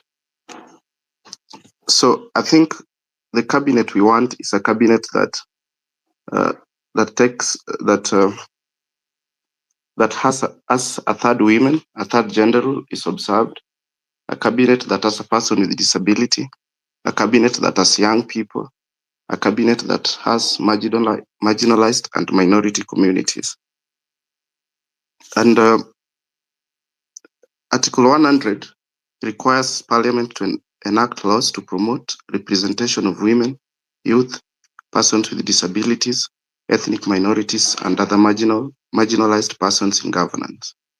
If you check 54.2, demands that 5% of elective and appointive positions be reserved for persons with disabilities. If you go to 55, it emphasizes the need for involvement of youth in every stage of governance, and I don't think cabinet is not included in that. Article 27.8 lays foundation to ensure that at least a third of women or men, their third gender role, at every level of governance. Now, if you check the previous cabinet we've had post 2010, Uhuru never reached the third gender role, which I think out of 21 should be at least 7 women or 7 men, because actually women can also be majority. If you check Ruto'S cabinet, that was never achieved. So I think by disbanding his cabinet, he had a chance to get it right, but still maybe he's not getting it right. So I think if LSK could furnish him, could advise and tell him that this is the cabinet envisaged by the Constitution of Kenya. Yeah, because I don't think we can. And number two, on recycling, these former cabinet secretaries, do they need to go through vetting afresh? I need to know that. And as we talk about austerity measures and living within our means, what is the cost of vetting a cabinet secretary in terms of sitting allowances and all those things? Why then did he have to dismiss them, to sneak them back? Why did he just dismiss those he wanted to dismiss? That's my question. Then secondly, I'd speak about education. I'm doing some research on the cost of education in Kenya. If you check, for example, CDF is about, every constituency spends 30% of their CDF on bursaries. That's about 15 billion across the 290 constituencies. We have presidential bursary at around 800 million. We have governors nowadays having scholarships and such things, county bursaries. We have Ministry of Education bursaries. Then we have non-state actors also giving bursaries. And you find that we also have women rep, the NGAF, having some allocation for bursaries. And you find that these bursaries are given to people who are your friends or through political affiliations. For example, I don't think anybody will get presidential bursary without connection. CDF, it's the politicians dish it to their supporters. Yet in their manifesto, both Kenya Kwanza and Azimio said they would strive for a Kenya where there is free education. My proposal, therefore, which I invite everyone maybe to think through, is what if we take all these monies? Why do we need 15 billion to go to constituencies and go back to schools? Why don't we have a national education fund whereby all these funds can be put there? Then we ensure that we have a universal free education from primary, secondary to university level. Yesterday, you saw the bishops calling the president to change the university funding model. So my suggestion towards this is that all monies that are meant for education purposes be put in one fund so that there is accountability, little embezzlement, and there is no need to give me bursary. Just pay directly to the school so that I go to school and learn for free. So I think those are the two things I wanted to ask on the cabinet, and that on education. I'm very keen on education because I'm a product of free primary education. This Gen Z product of free primary education, and that's why we are able to ask questions that will make our country better. Thank you. Thank you. Thank you very much for those questions and contribution. Be Real, are you there? Yes, good morning, Manua. Good morning, Morning. President. Can you hear me? Yes, we can kind of proceed. Yeah, my question is just it's aligned with what Benji said. How can we file for a memoranda for these individuals that have questionable characters and they have pending cases and they have fraudulent cases still pending on with them? How can we file that? Because I think now we should vouch for filing each and every individual at a personal level, and us as if you and your team as Republino can support that, because this is despicable what's happening, because we're just being it's feeding from left to right. We're not getting any solutions out of this. So how can you file for these people that were elected, actually selected? They were not elected, they were selected, so that we can bring from those in now in the law legally. Thank you. Thank you so much, Biril. Ian, sorry, Arnold.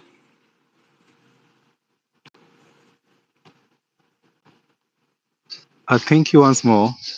I have a question. Mine goes for education, just like Jatelo said. We've seen it go through social media that around 153,000 students are not going to receive help. And we both know for sure that most of these students, they can't support themselves. They depend on government help. But now we see 153,000 students having their education crippled. What does LSK hold in accordance to this, and what do you advise these affected students to do? Because I've seen in more university groups, I think KU groups and I think MKU, though MKU is a private university, but they are advocating that students go for protests in line with the amendments that are coming in, that they are going to cut the budget for help by around, I think it's around 4.2 billion shillings. So what is the stand of LSK on this matter? Thank you. Thank you. Thank you. We can take one more before I allow the president. D, are you there? You have the microphone. Okay. Mine is a question to the legal minds that are here. I saw Nelson Harvey post something about that CSs, when they are fired, they can no longer go back or active position or appointed position. I want to know how true that a part of the constitution is, and what is the legal, like, let's take them to court or something like that. Thank you. Thank you. Thank you. Madam President, if you can take some of those, if you're there. Okay. Now, let me start with the last one with regards to the 153 students. These are some of the changes that we are agitating for with regards to the education fund we are raising concern with.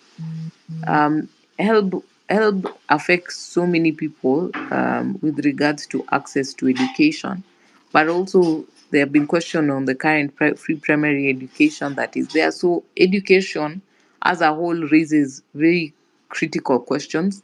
We remember the start of the year, even after the floods, we raised that concern with the ministry and the head of state with regards to there are several schools that had been flooded, people had lost their homes, people had moved, and yet the government was swiftly moving on to open as long as schools within the cities could open. They had forgotten about the other schools that children were going to be disenfranchised. While others move on, them they're struggling, they'll be left behind. And we raised that concern that it seemed that it fell upon deaf ears because nothing was since done. And that's why we're having this even eminent strike that a notice has been issued, because we even have the larger problem of the JSC that is still ongoing. And so these are concerns we have continued to raise as the Law Society of Kenya. And it's hard time that we also ask our representatives, even in Parliament, because they have the ability to affect the budgets. Because you can talk about something, but if it's not budgeted for, then it means there'll be no indication. When you even look at the proposed cuts in the budget and the Appropriation Act, the question that we should be asking ourselves is, we trace where is the money going? Where does the budget say what is going to be cut? Because yes, the executive can cut, but it can cut crucial areas for the citizens to feel the cut and them not to feel the cut. The cuts should be towards their recurrent expenditure, trips, any luxuries that are there, so that they actually budget for access to education, because the education question is large. It's not just about the health students, it's about free primary education. It's about access to books and facilities. It's about the access to school, food that is given to some of the students, people and children not being able to even have meals. And if it's not for the meal that is sometimes provided in schools, then there's nothing, there's no even access to even something that these young children are able to partake in. So the education problem is a larger problem that we need to deal with, even as we look at the current syllabus and curriculum. So it's not just us patching up with regards to help. Help is a smaller part of the larger education problem that we've been continuing to raise, that the government needs to have serious review and budget towards it, because it's not about promising and talking about it. It's about putting your money where your mouth is, so that we can actually see seriousness in improvement.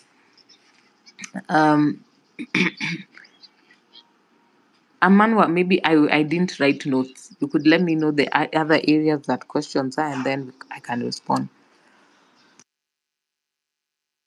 But I see we Yeah, have I think Abna. one of the questions We that, have Abna here. We have yeah, Lavance here. They can also answer some of these questions with regards to the law, so that where I missed that, they sure. can fill in. Sure. One of the concerns that was raised, I think, by Be Real was which process should the members of the public take when they want to submit memoranda on the particular cabinet secretaries. I don't know if you can take that. Then we can, of course, allow the other advocates on the forum to answer the questions that have been put forth.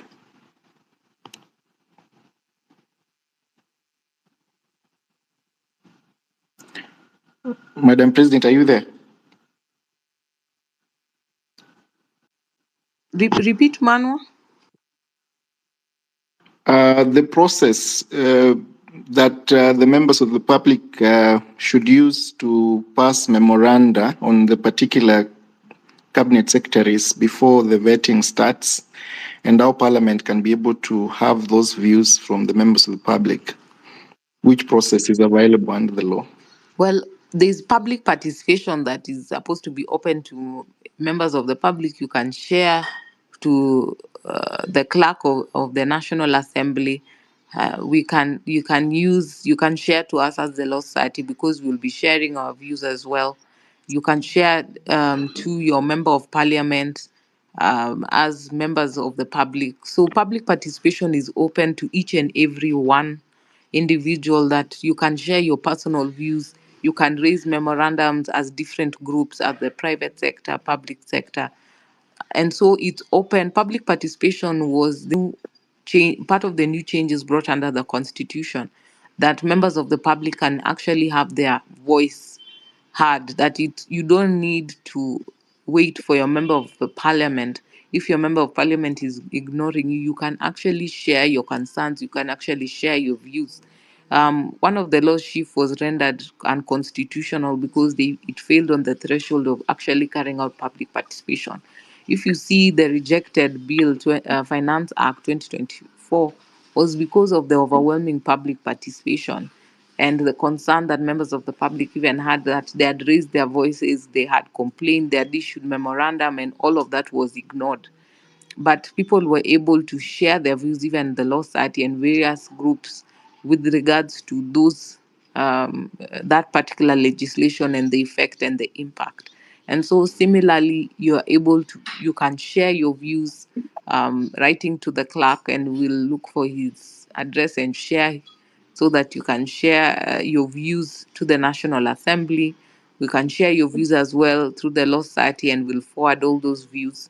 And part of the Citizens Assembly is also for us to come up with joint solutions and recommendations of how we best think that we can share. And maybe it's time we thought about a platform for public participation that enables members of the public to be able to share their views without having to reach for any special numbers or email addresses, that we can actually have a platform that will track all the memorandum that has been shared, so that it's open and transparent, and they cannot say that they did not receive these emails, they did not receive these recommendations, that this number of people were not able to participate and they only got these few views. And as well, a platform that can be an online platform to ensure that as many people, irrespective of the difference in time or distance, we're able to ensure that as many people share their views and their concerns. Thank you. Thank you, Madam President. I think perhaps also the members of the public should know that if you go to the website of the National Assembly, you will find the respective emails of every other department in Parliament. You can be able to actually present your views through a memoranda, through those emails, and perhaps expect that they write back to you for a purpose of you presenting those views personally when the vetting process will be ongoing. I think there was a question that was asked about the constitution of the cabinet secretaries under the constitution. Article 152 provides for that process, and as you know, the president has powers to appoint a minimum of 14 and a maximum of 24. And I think Jatero asked questions about why the president will dismiss and reappoint the same people, and what implication that has on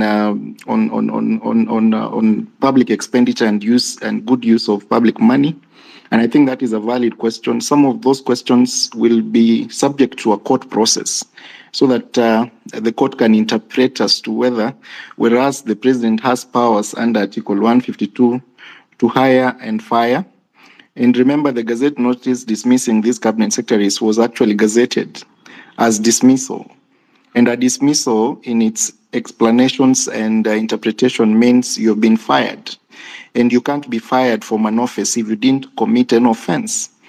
So why would you then name the same individuals? And I think that is a constitutional question as to whether the president has capacity to play around with Article 152, especially on the specific powers to dismiss and then purport to reappoint the same people. There are several constitutional questions that can only be answered by the court on that question. And of course, we are following up as the Law Society to ensure that the due process of the law, especially in appointment of cabinet secretaries, is followed. We are hoping that the members of parliament will rise to the occasion when these names are presented before them and forget about their political affiliations and actually do their work, represent the members of the public, represent the views of the people, and ensure that the individuals who are appointed to those offices meet the constitutional requirements under Article 10 and under Chapter 6 of the Constitution. I will straight allow Mr. Nyakundi. Sorry, Mano, can you hear me? Yes, I can hear you. Yes, this is Abner. If I could perhaps speak, I think there are 2 or 3 questions that... Yes, proceed, Council. Thank you. Proceed, Council. Yeah, I think I'll just straight deal. There was a question as to whether those who have been reappointed are subject to vetting. I believe that once the Gazette notice was secretary, then the process starts afresh in terms of vetting. So I believe that they will be subject to vetting again by Parliament. So just to pick from where you left, we'd encourage members of the public to submit their memorandum if they have views or opinions or something to submit to Parliament in terms of their reservations in terms of the reappointment. Then, secondly, on this legal question as to whether the Gazette notice now touches on character or suitability of office, as you have rightly put, this is a new test as regards to Article 152 of the Constitution. But remember that the biggest test is usually on the suitability in terms of gross violation of the provision of Constitution or unsuitability to hold public office as per Chapter 6. Now, I'm just reminded by the Supreme Court decision, especially as regards, if you can remember, the 2 legislators, somebody like Ferdinand Waititu and Mike Sonko. Remember, it is the Supreme Court that held that they are unsuitable to hold public office. So I think maybe it's subject to court decisions, because now perhaps they may appeal to courts and say that perhaps the test as to their suitability to hold public office has been exhausted in terms of the legal processes. But remember, Article 1 still gives the supreme power to the people and to the relevant houses in terms of Parliament. So we'd encourage members of the public to submit the memorandum in terms of their unsuitability if they feel so. so that it can be considered by Parliament during the vetting process. Thank you. Hi, Mano, can you hear me? Thank you, Abner. Yes, PLO, proceed kindly. Thank you. And good morning to all the patriots again who joined this space. Good morning, my able president, Manoa, and the rest of my learned friends on board. So just to pick up on where the president left on the platform, the online platform on public participation, to just enhance the effectiveness of the comments and issues that members of the public raise on different spheres or a spectrum of governance matters. I'd like to inform you that currently we have two policy and legislative in Parliament. One is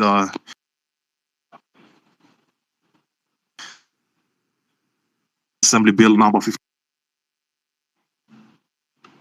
As you've seen, Article 10 on national values and principles of governance. Can't you hear me? We can hear you now. All right, thanks. Thank you.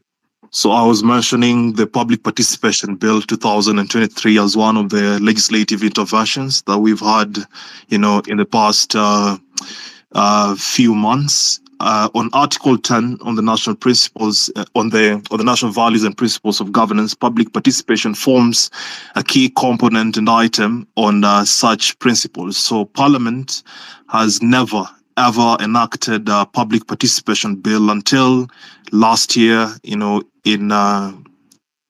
September, 1st September, when that bill matured, and it was first read. It was first read on 12th of October 2023. So it is still pending before the National Assembly. And then the other, intervention is on the public policy, the public participation policy. This is the sessional paper number 3 of 2023. So these two items, once they have been formed up, then they will give a clear framework on matters public participation, because it's been long overdue that since the promulgation of the Constitution of Kenya 2010, almost 13 years later, that's when we are having a policy and legislative intervention on matters public participation. So I think that is a tragedy that ought to have been remedied ages ago. But nonetheless, we will take what we have and, at least make sure we have a firm foundation, where members of the public can effectively participate on different issues of governance. To move on to the issue of cabinet secretaries, where, someone asked, how will the degazettement of an entire battalion of cabinet secretaries be again some or those components of those who are dismissed still form part of the 11 member nominee that were announced yesterday. So technically, even without going further, the president, in nominating not just 6, but even one of the dismissed cabinet secretaries, is in gross violation of the Constitution and is in gross violation of the oath of office he took, when he was sworn, into office. Because when you look at Article 75 of the Constitution of Kenya 2010 that provides for the conduct of state offices, and I'll move straight to sub-Article 3 under Article 75, and this is the Constitution, the apex law, which provides that a person who has been dismissed or otherwise removed from office for contravention of the provisions specified in Clause 2 is disqualified from holding any other state office. And sub-article 3 is read conjunctively with sub-article 2 and with sub-article 1. And sub-article 1 of that particular provision of the law, which provides that any state officer or a state officer shall behave, whether in public and official life, in private life, or in association with other persons, in a manner that avoids. I'll just go straight to paragraph C not even paragraph A and B, paragraph C, demeaning the office the officer holds. And all these grounds are what, is constituted under, sub-article 2, which sub-article 3 now, gives the final verdict that whichever clause, whether it's, sub-article 1, sub-article 2, but the final verdict under sub-article 3 that states that the moment you're dismissal, technically, it means the vote of confidence is passed against you. It means that you have demeaned the office, that you hold as a state officer, and our CS is part of that. So why would a president, if at all, he was in good faith, with consultation, I don't know to the extent of the consultation he made, but for me, this is gross violation of the Constitution. None of those who are dismissed from office, when the entire cabinet was sent packing, should have been in any way either perceived or real be nominated as a cabinet secretary. So that is the position that I think the president ought to have followed. That is the law as it is, not the law as it ought to be.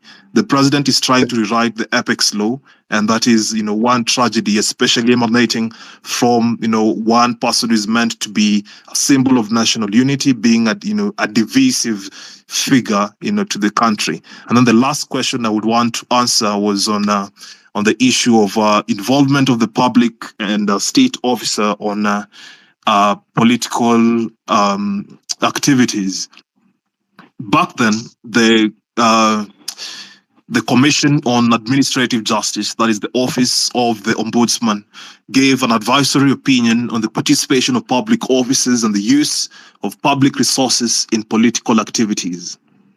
So I will just go directly to some of the recommendations that the Ombudsman made, because when they are by law allowed in accordance with Article 249, sub-article 1, and the Commission on Administrative Justice, 2000 Act 2011, as read, together with the Article 59, sub-article 4 of the Constitution. So when you look at the kind of recommendations that they made, which I think neither the previous government nor this government has bothered, incorporating. That's why you have, all these Harambes being banned for nothing, which in accordance with the president, that there was no law that actually banned Harambe. But there is. Ours is just a moral issue. All of these things are dictated by law. When you look at the Section 13 of the Public Officers Ethics Act, it outlaws any state or public officer from using their office to solicit for either Harambes or to contribute, all those things. But people just don't read for the sake of their own reasons. So on the recommendations by the Office of the Ombudsman, one, they said that any appointed public officer should refrain from participating in the activities of political parties or candidates or use the public resources for such activities.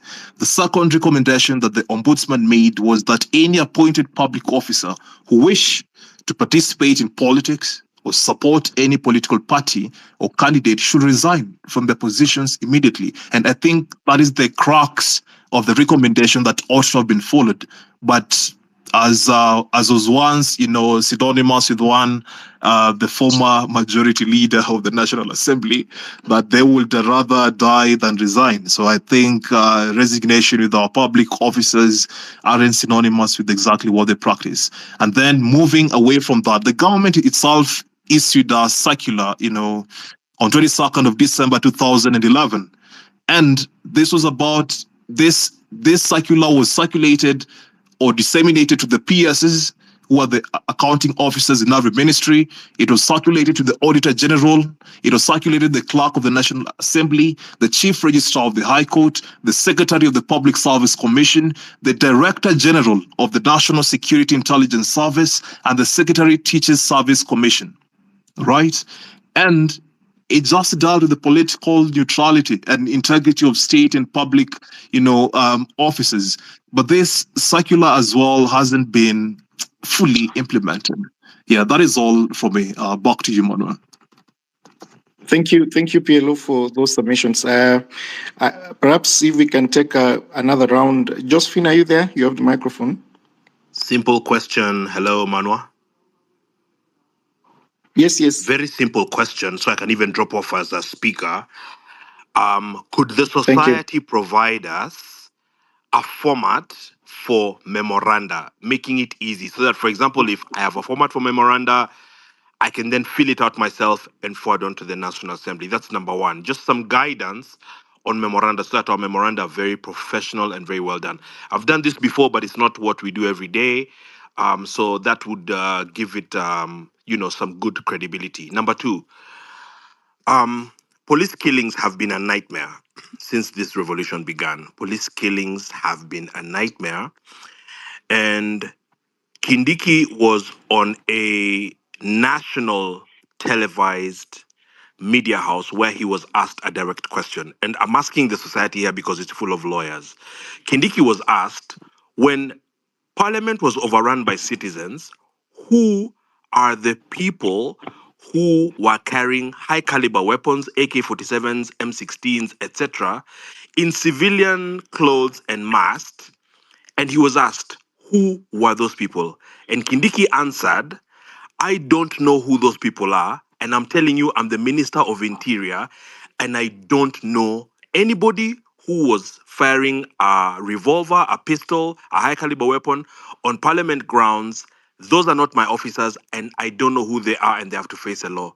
My question to the society is a man like that eligible to go back to the Interior docket as Cabinet Secretary? I mean, what are we saying? A sniper killed an unarmed Kenyan, actually many clothed in the flag and demonstrating peacefully. They were not armed. So how is he even eligible to go back as Cabinet Secretary Interior? That's just a humble and simple question, and we want answers. Thank you very much. Thank you for those questions and submissions. Maundu, were you there? Yes, I'm right here. So I have I have three questions. And the first one will be the recovery of lost funds through corruption, and the culprits are never prosecuted. I don't remember a moment when we had a minister or a CS who was prosecuted for embezzling the public funds. Also, the long-term accountability policy that we should put in the system. Since independence, we have seen revolutions come and go. Like the 1992, let's say it's our parents who fought for that democracy. But after the democracy, we don't see any policy that was put into place that could help so that we don't fall back into corruption or dictatorship. Also, the Auditor General always gives their recommendations after they audit the reports, which are never followed in the county governments, nor as the national government. Those are my questions, and also the public participation. How can it be considered and be implemented by the government? We had a senator, one of the senators saying that these recommendations by the public are never put into any consideration. Yeah, thank you. Thank you very much. June, kindly you have the microphone. Proceed. Hi, good morning. Can you hear me? Yes, we can. Okay, so I have two questions. My first one is to LSK as a body. I want to ask whether or not it's possible for you to get together with Amnesty International and Kenya Human Rights Commission and file human rights violations and war crime charges at the ICC towards the police heads, the cabinet secretary that got fired and is somehow getting rehired, and every police head that was in any county where somebody died, just a joint level, like a joint suit, like war crime charges, also including like police officers going to hospitals, because hospitals are protected under the Geneva Convention. So that was also like gross violation of human rights. So is it possible for LSK and the rest of the human rights bodies to come up with and just sue them? Like, because the police have been acting the way they've been acting because there have been no consequences for what they've been doing. Like, they literally are just killing people with no consequences. And I don't think anybody even trusts the Kenyan court to even hold them. And even any citizen who was like kidnapped or anything, you can't even like trust that you will be safe as like a witness, because you will be going and facing someone who can come into your home and break in and then just like kidnap you.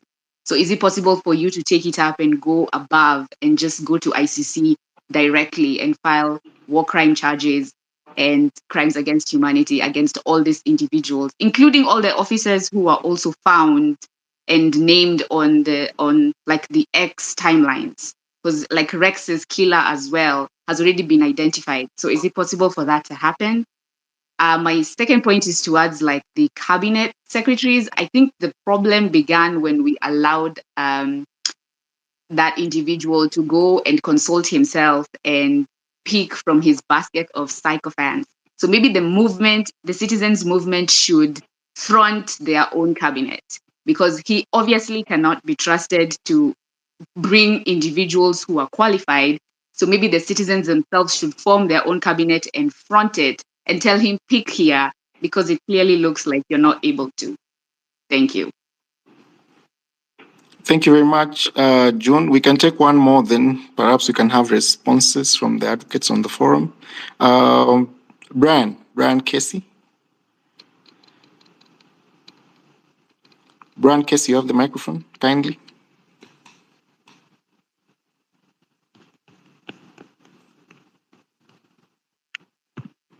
If Brian is not there, we have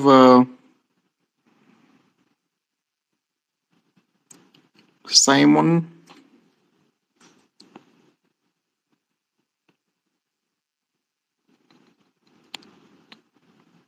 Simon?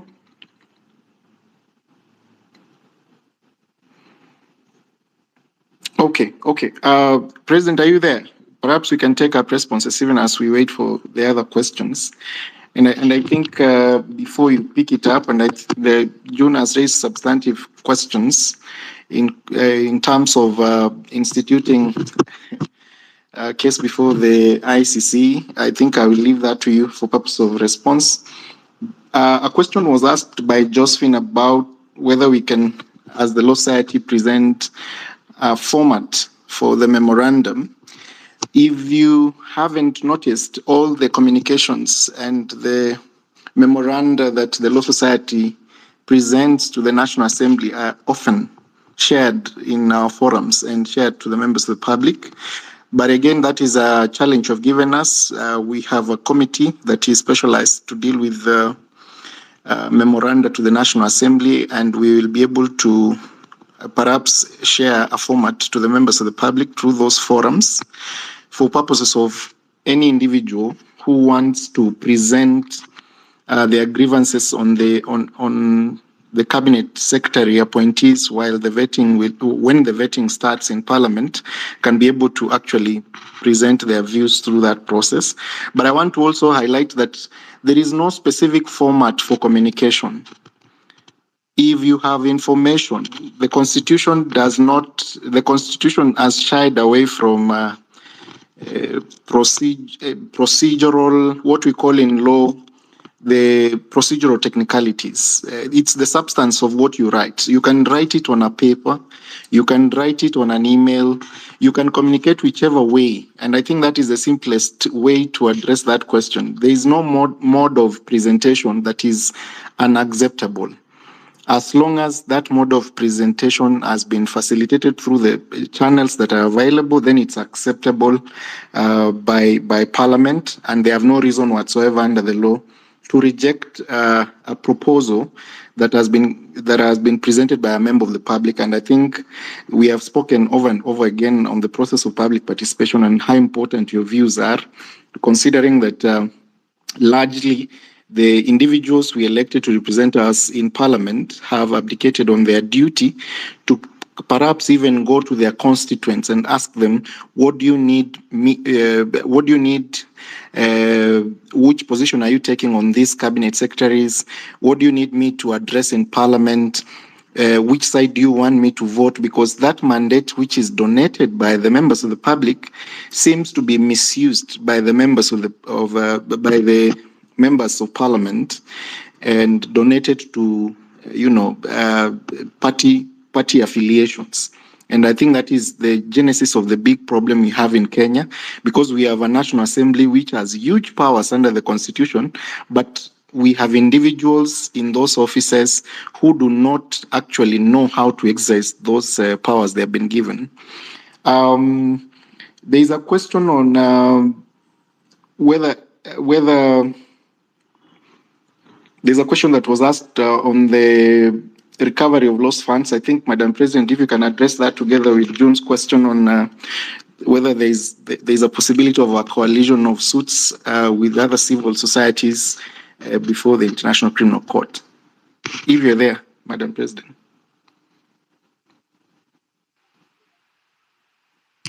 The issue on lost funds or recovery, well, investigations must be done, and those are hue and cry, and we have agencies that can carry out investigations to ascertain where monies were stolen and tracing to be done. We have the Assets Recovery Authority, and we can also raise those concerns to the Director of Public Prosecutions that he can direct investigations to be done so that the same may be handled and tabled before the citizens, and we see charges being laid. Because as much as you can try private prosecution, it's important that also these agencies that have the capacity and the resources to actually do proper investigations and tracing and get access through court orders to different accounts, they actually implement and carry out their work on that. I noticed there quite also still a number of advocates. I didn't get the second question, Manwa. The question was whether the Law Society can lodge a class case before the International Criminal Court alongside other civil society. I thought it's important that you address that question. We've been working with yourself. the various civil society organizations. The question is the threshold, and that's why we are collecting information. We are collecting data as we analyze and what tangible information that can be presented, because it's normally how the threshold to establish whether the criminal courts, the International Criminal Court of Justice can take up the matter. However, there are other avenues that we can invite international organizations to come and also monitor and investigate, so that irrespective of the fact that we may not meet the threshold to the International Criminal Court, there are special rapporteurs who carry out, who, based on what's going on in a nation, can come in as well and investigate or monitor the situation so that things do not degenerate any further. Thank you, Madam President. I think June also asked a question on the consequences. I think as the Law Society, we have done what we had to do, and we are requesting for the members of the public to channel information. If you know an individual is held in a particular police station, communicate that information to the Law Society. If you know someone has been held beyond that period that is constitutional, if you know that a police officer, a specific police officer who took away someone's life, who injured an individual, who committed those atrocities, it's very important that if you have documentation in form of even videos, photos, and identity, perhaps it's important that you actually channel that information to the Law Society. I indicated earlier that we have a toll number, and it's on the social pages of the Law Society of Kenya. The number is 0800720434. You can access the same on our pages, and then help us have that data for purposes of instituting proceedings. So far, we have cases in court, and nowadays I believe the responsibility has shifted from the office, because we know the individuals who hold these offices hide behind those offices to actually conduct atrocities and maim members of the public. And so some of the suits that we have filed in court are, we have specifically sued or mentioned as respondents the heads of those institutions, the heads of those police officers, the OCS, the IG himself, the acting IG, or any other person in those offices for purposes of answering to the atrocities meted against the members of the public. We have habeas corpus. I mean, the number of cases we have filed on disappearances, on people who have disappeared, are now approaching 15. And in all those, of course, some of whom are, some individuals who have already been released, you will notice that the majority of the individuals who were arrested have already who are arrested and who are disappeared have already been released. But there are some people who have been found to have been murdered, and so the Law Society is still following up on those individual cases of murder. And I think so far, it's important that you channel the information. If you know a family who, or an individual who was shot, who was injured by the police, and you know that they did not commit any offense, in any case, the police have no right to shoot people demonstrating peacefully in the streets. Channel that information to the Law Society of Kenya. We can take another round of questions now that we have a majority, quite a number of advocates here. Wakili, Steve, welcome. We can have Simon, then Mark. Simon, kindly. Simon, are you there? Eddie? Yeah, my question was, now that the president has reappointed 6 of the people that he dismissed previously, will they still undergo vetting? And then for somebody like Kindiki, who we all know ordered for the police brutality before, is it still culpable of being responsible for the innocent lives that we lost? And how will we go about it as citizens? And then there's an issue that has been tabled as a bill by the senator for Kiambu on turning all the money allocated for CDF bursary into capitation. Is it possible that citizens can call out for this thing so that the government can actually implement that thing and make education free using that CDF bursary allocation instead of it being put in the hands of MP, while at the same time the courts are declared CDF as unconstitutional? That was my question. Thank you. Thank you for that. Joyous, is it Joyous or Joy? Kindly, if you have the microphone.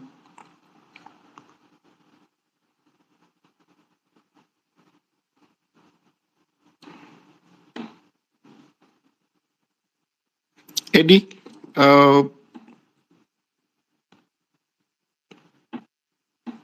Millicent.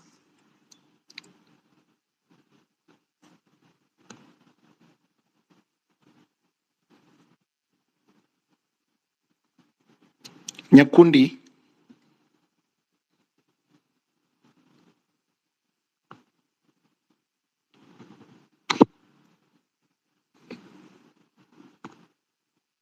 Nyakundi, are you there?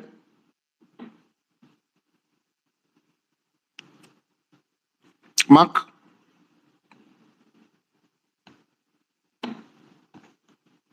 Can someone hear me?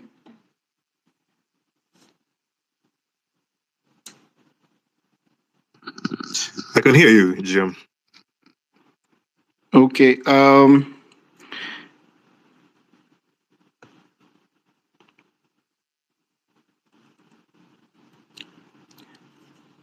Jayus, I don't know how that name is pronounced. If you can hear me, kindly proceed.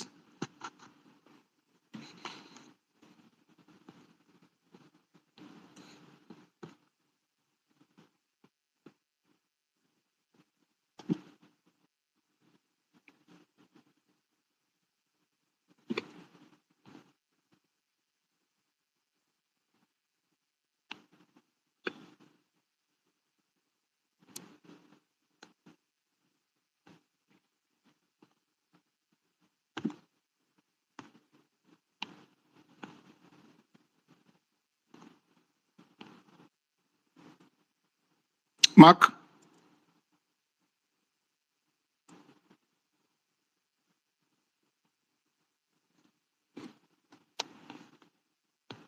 PLO, kindly if you can pick up on some of the questions even as we add more speakers.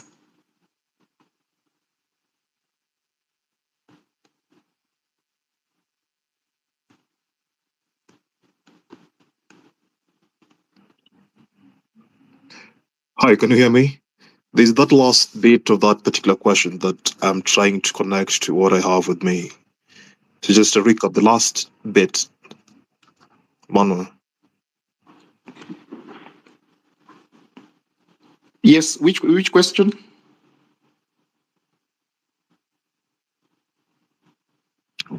Should be the second last question, I believe.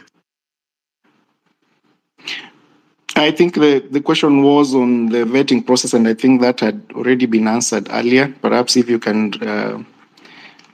respond to the same, and then the question of Kindiki taking up the same appointment and the question of the killings that happened under his watch. Well, thank you. First things first, I mean, Professor Kithure Kindiki, as the media, has been highlighting the same as being an international lawyer. For me, I think one can't be an internationally recognized lawyer if one doesn't conform to the international standards on human rights protection and the best practices that actually do govern not just the right to protest, but equally the right to life, which is domesticated under our laws under Article 26. So he is first an advocate, actually, before he is a cabinet secretary. And prior to him being an advocate of the High Court of Kenya, he is a citizen, by birth. So it behooves me that, an advocate of the High Court, a member of the Law Society of Kenya, person who took an oath to protect, defend, and uphold the rule of law will be the same person who will come and violate all these human rights without blinking.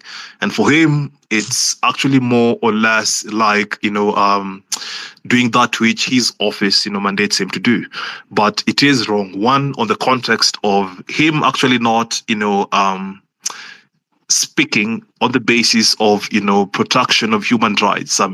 Safeguarding the right to protest under Article 37.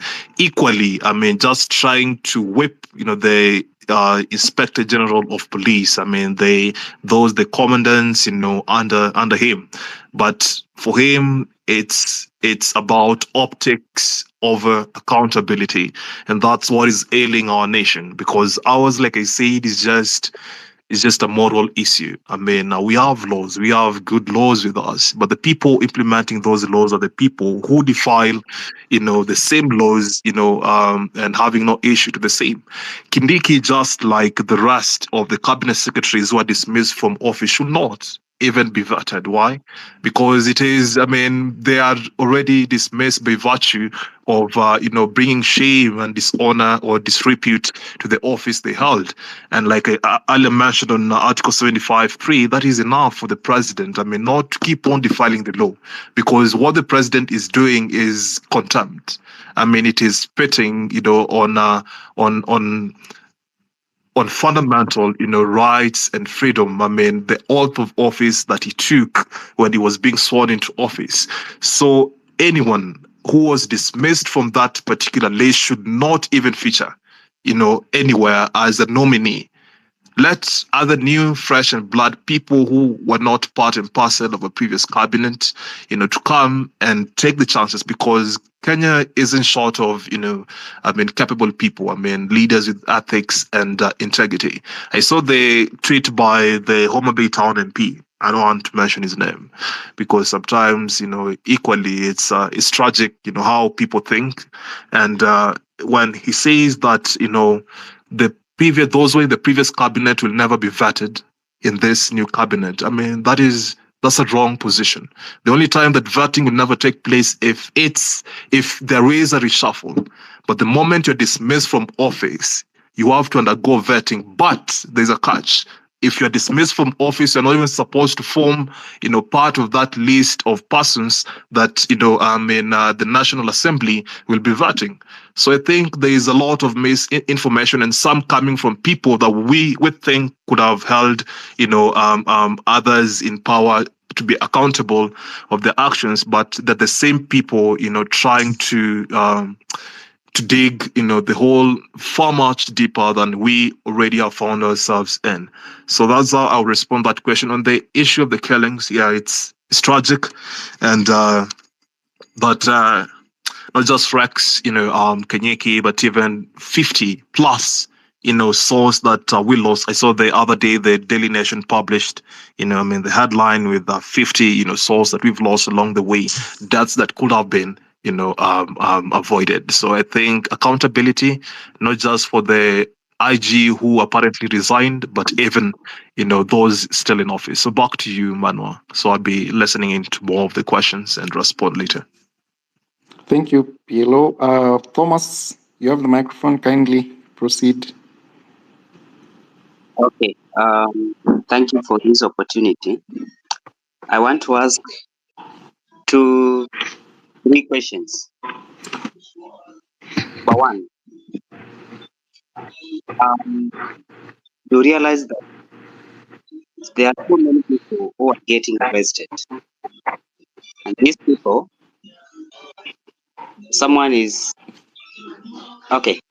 these people are getting arrested. Some, they don't have access to lawyers. So suppose I have been arrested and taken to court, and in that case you find that I don't have money to pay a lawyer. Two, I don't have access to any lawyer. So what am I supposed to do in that scenario where I've been arrested because of demonstration, I've been taken to court, I don't have money to pay for a lawyer. Two, I don't have any access to a lawyer. So what am I supposed to do to proceed? Because you realize most of the citizens who are getting arrested, they don't have that capacity to access to lawyers. What are they supposed to do? Then question number two is about the Law Society. You need to explain to us that is it fair that every moment we have a public participation, it is only happening in Nairobi, it is only happening to those people who have access to technology. You are being told to send your memoranda through email. So is there a way we can expand the public participation even to the chief's level, whereby a person in Lamu, a person in Wajir can be able to proceed to the chief's office, give the memoranda, and then the government takes over from there? Because when we limit the public participation only to be happening in Nairobi, on the TV, we see in the TV people in the boardroom participating in the public participation, and the environments of the big cities. So what is the space of that citizen in Busia?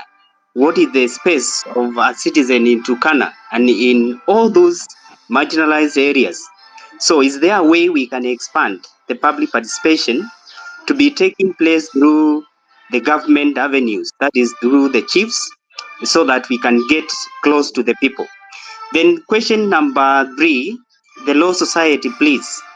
I want to ask you to, on the issue of corruption, is there a way the Law Society can regulate its lawyers to the level that you limit your lawyers not to be taking cases of corruption, of people who have been accused of corruption, of like 1 million, 100 million plus, those big cases. So as we handle the issue of corruption, we have seen lawyers representing people who have been involved in capital crimes. So is there a way Law Society can regulate their lawyers so that we handle the issue of corruption by not representing those guys who have been involved in capital crimes? Because I know of a lawyer, I will not mention the name, who doesn't take a case of CK, that is canon knowledge. There are those lawyers, you present to them such a case, they will not take it. So if if we have a lawyer who doesn't take those cases as a way of trying to bring good moral in the society. So is there a way LSK can also regulate its lawyers so that we limit the issue of corruption by not representing those big thieves in courts? Thank you so much. Thank you so much. We'll take one more, then get the intervention of the president. Dr. Kamande. Dr. Kamande.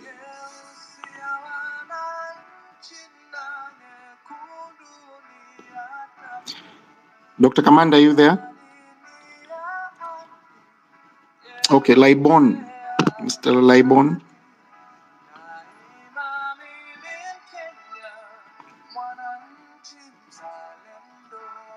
Ngeve.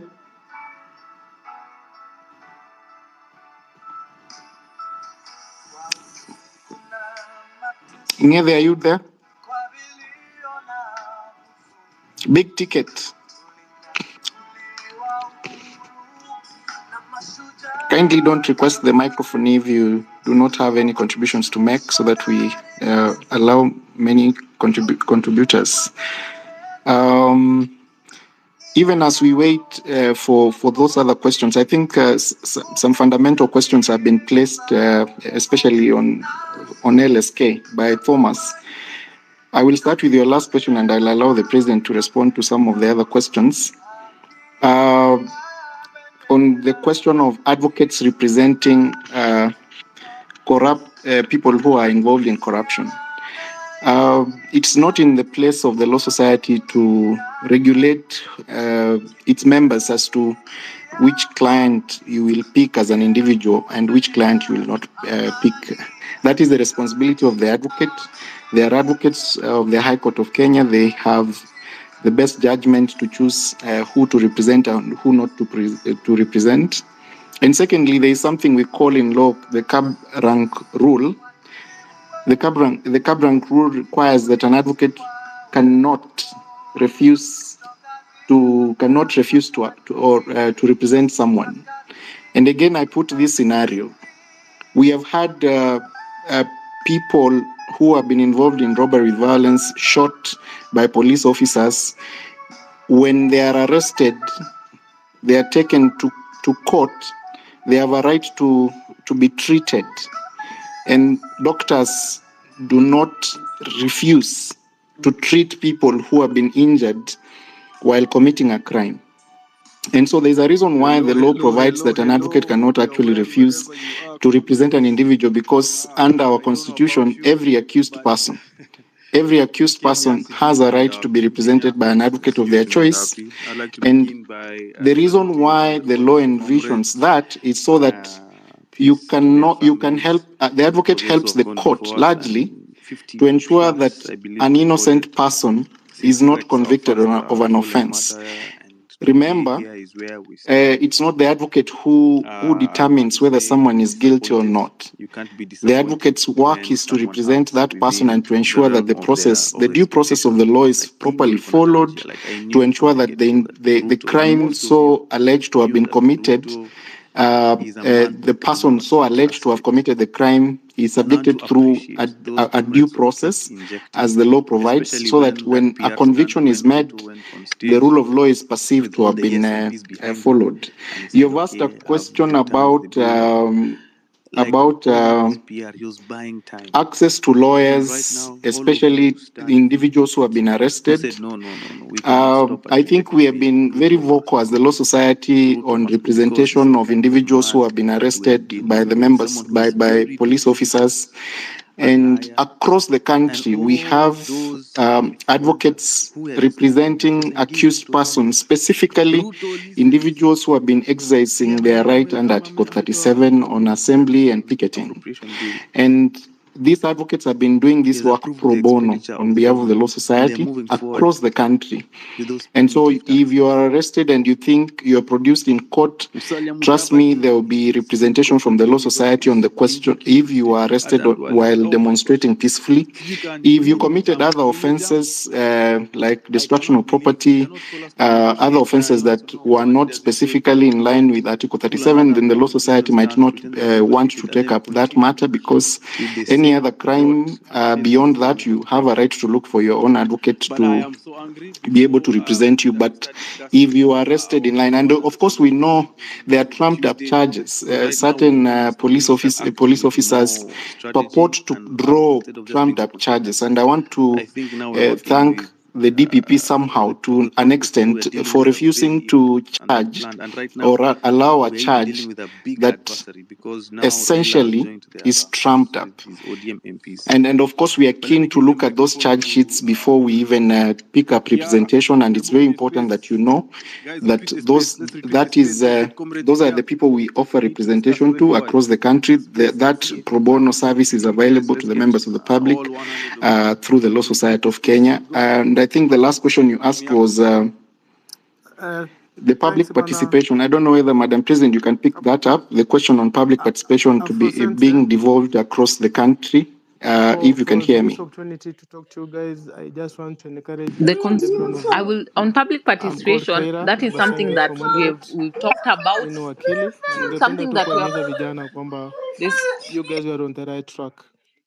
This country imekuwa, sorry, we lost you, Madam President. nyara na wanasiasa. On public participation, the issue that arises is, yes, having to deliver your documentation, but also government ideally should be able to facilitate public participation. And that is why we're looking at, this will be part of the recommendations we'll be taking with regards to how can we ensure we facilitate public participation, that people's views from all over the country can be obtained. And even if it's a platform, we're thinking around a platform that everyone can be able to share views and that it's received.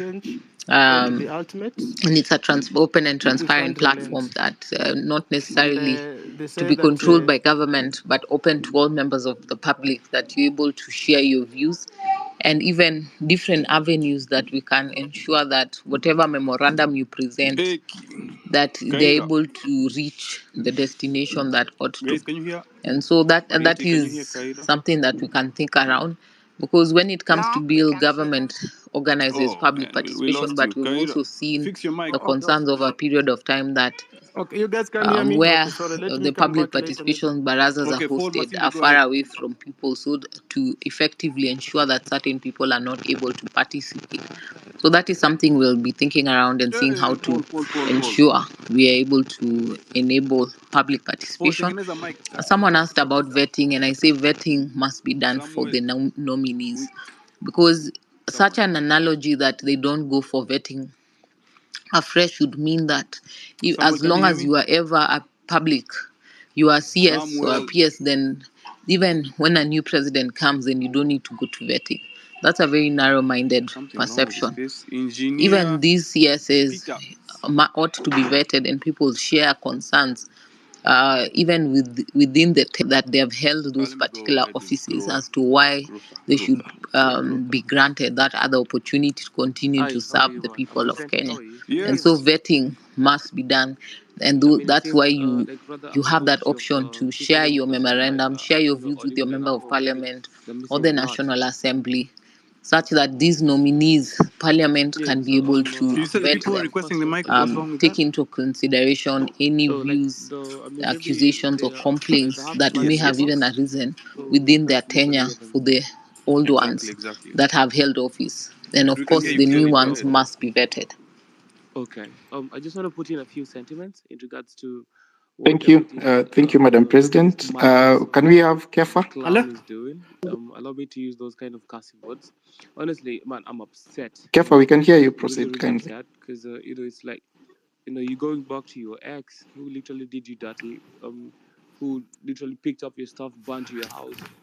any Hello. toxic relationship, with your Yes, we can parents, hear you. Oh, this your is James, not colleagues, Kefa. literally your friends, and But then you I think Okay, I can James, just proceed. like speak. take this particular person or Just people I and want invest to them, just raise two issues. put First of all, out thank you there for to this present you, forum. I it's think not really we're also toxic, it learning doesn't so much. bring But I have any just something confidential matters of different in a terms bit. of truth, honesty, First of all, commitment, we are having people sometimes getting very two or three scouted or parallel spaces speaking about the same thing, from what X then spaces actually what speaking we about stand the for same thing. as a So nation, as a maybe I think to person, amplify and our virtues that voices, I actually think define us as individuals. if possible that I we're mean, able to unfortunately, have a I combined mean, if you could space actually look because at we're this thing, talking yeah, about the same thing. if Maybe just my we proposal. had a great The other war, issue is people died. something of a very I mean, I'm very street sure thinking over 100 mentality. people I literally know, lost their yes, we are lives. talking Of course, the about media can report continuing the peaceful 30 or protest, so, but but still in this one, I'm very sure that the number forces, the is police high. make it I mean, some cases appear like it's are not reported or chaotic and all people that. But I have actually observed one would thing that whenever we are say in the streets, the truth, you but I'm sure find that that number is actually over 100. there Man, when we people have died for for that. example Then this particular guy our just ladies at the makes a forefront, statement that it's like the says, police have a soft fuck spot you, for like them. there's nothing You you're gonna do find that about it. rarely are And they I mean, at the end of the aggressive day, when we have I have the balls to ladies go on in the and what, front line, but not whenever do it's anything. our young men, It's it becomes a bit more truly chaotic. innocent So of I was us to just thinking believe aloud and maybe to the thinking days of that also if we Kibaki can and be able to have a Uhuru, very forceful presence of our extrajudicial ladies at killings the were actually a forefront, thing.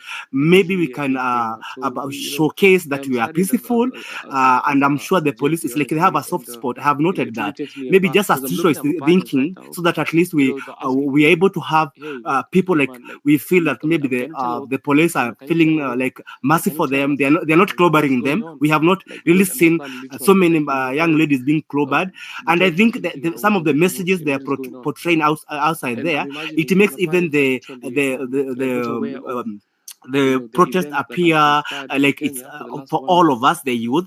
I So can just actually my opinion, maybe we sample can the have some population more of, let's say, ladies at the forefront. Thank you. maybe let's say like 3 million Thank you. Thank you. We can people have that Aaron. Aaron. Thank you. Thank you, Mansa. have no idea what's I have going two on, questions. and then the news is going to be informed. Number The one, media lies a lot. So I think guys, I really most majority of Kenyans if you support the guys Gen can come Z up and speak to your thoughts and and the issues they have let us raised. know, explain And my concern is that being the financial even as we sector, protest and so forth, we need to be sure that we need to follow the legal way as much as possible, so that we have only one country. We don't want to ban it. So my question to Madam President and others who are on the channel on this particular space, what kind of legal steps, practical legal steps can be taken to give effect to the issues that Gen Zs have raised and which majority of Kenyans agree with, step by step, all the way. What is there? What has been exhausted? What is to be done, and so forth. The second issue is that some time back, I think it's Justice Maraga ruled or commented. I can't remember what it was. That because the two-thirds gender rule hadn't been implemented by Parliament, that in effect Parliament stood dissolved. What is the position on that? Because that would be a very easy way of, instead of going through the lengthy process of recalling these fellows, have it dissolved, and then the Gen Zs who are majority can help remodel this Parliament by getting people who are likely to help us. I was happy to hear that I think it was PLO who advanced the position that those fellows who have been reappointed in this particular cabinet, really it is illegal. And I think majority of Kenyans would agree with that. But what the laws provides is quite another, and we are going to watch the space. And the Law Society should take the lead, and they have done very, very well. And congratulations to the Law Society led by Faith. What you are doing for this country is absolutely amazing. Thank you. Guys, I want to make this clear. I am Thank you. not Thank you very tribalistic. much, Aaron. Regardless,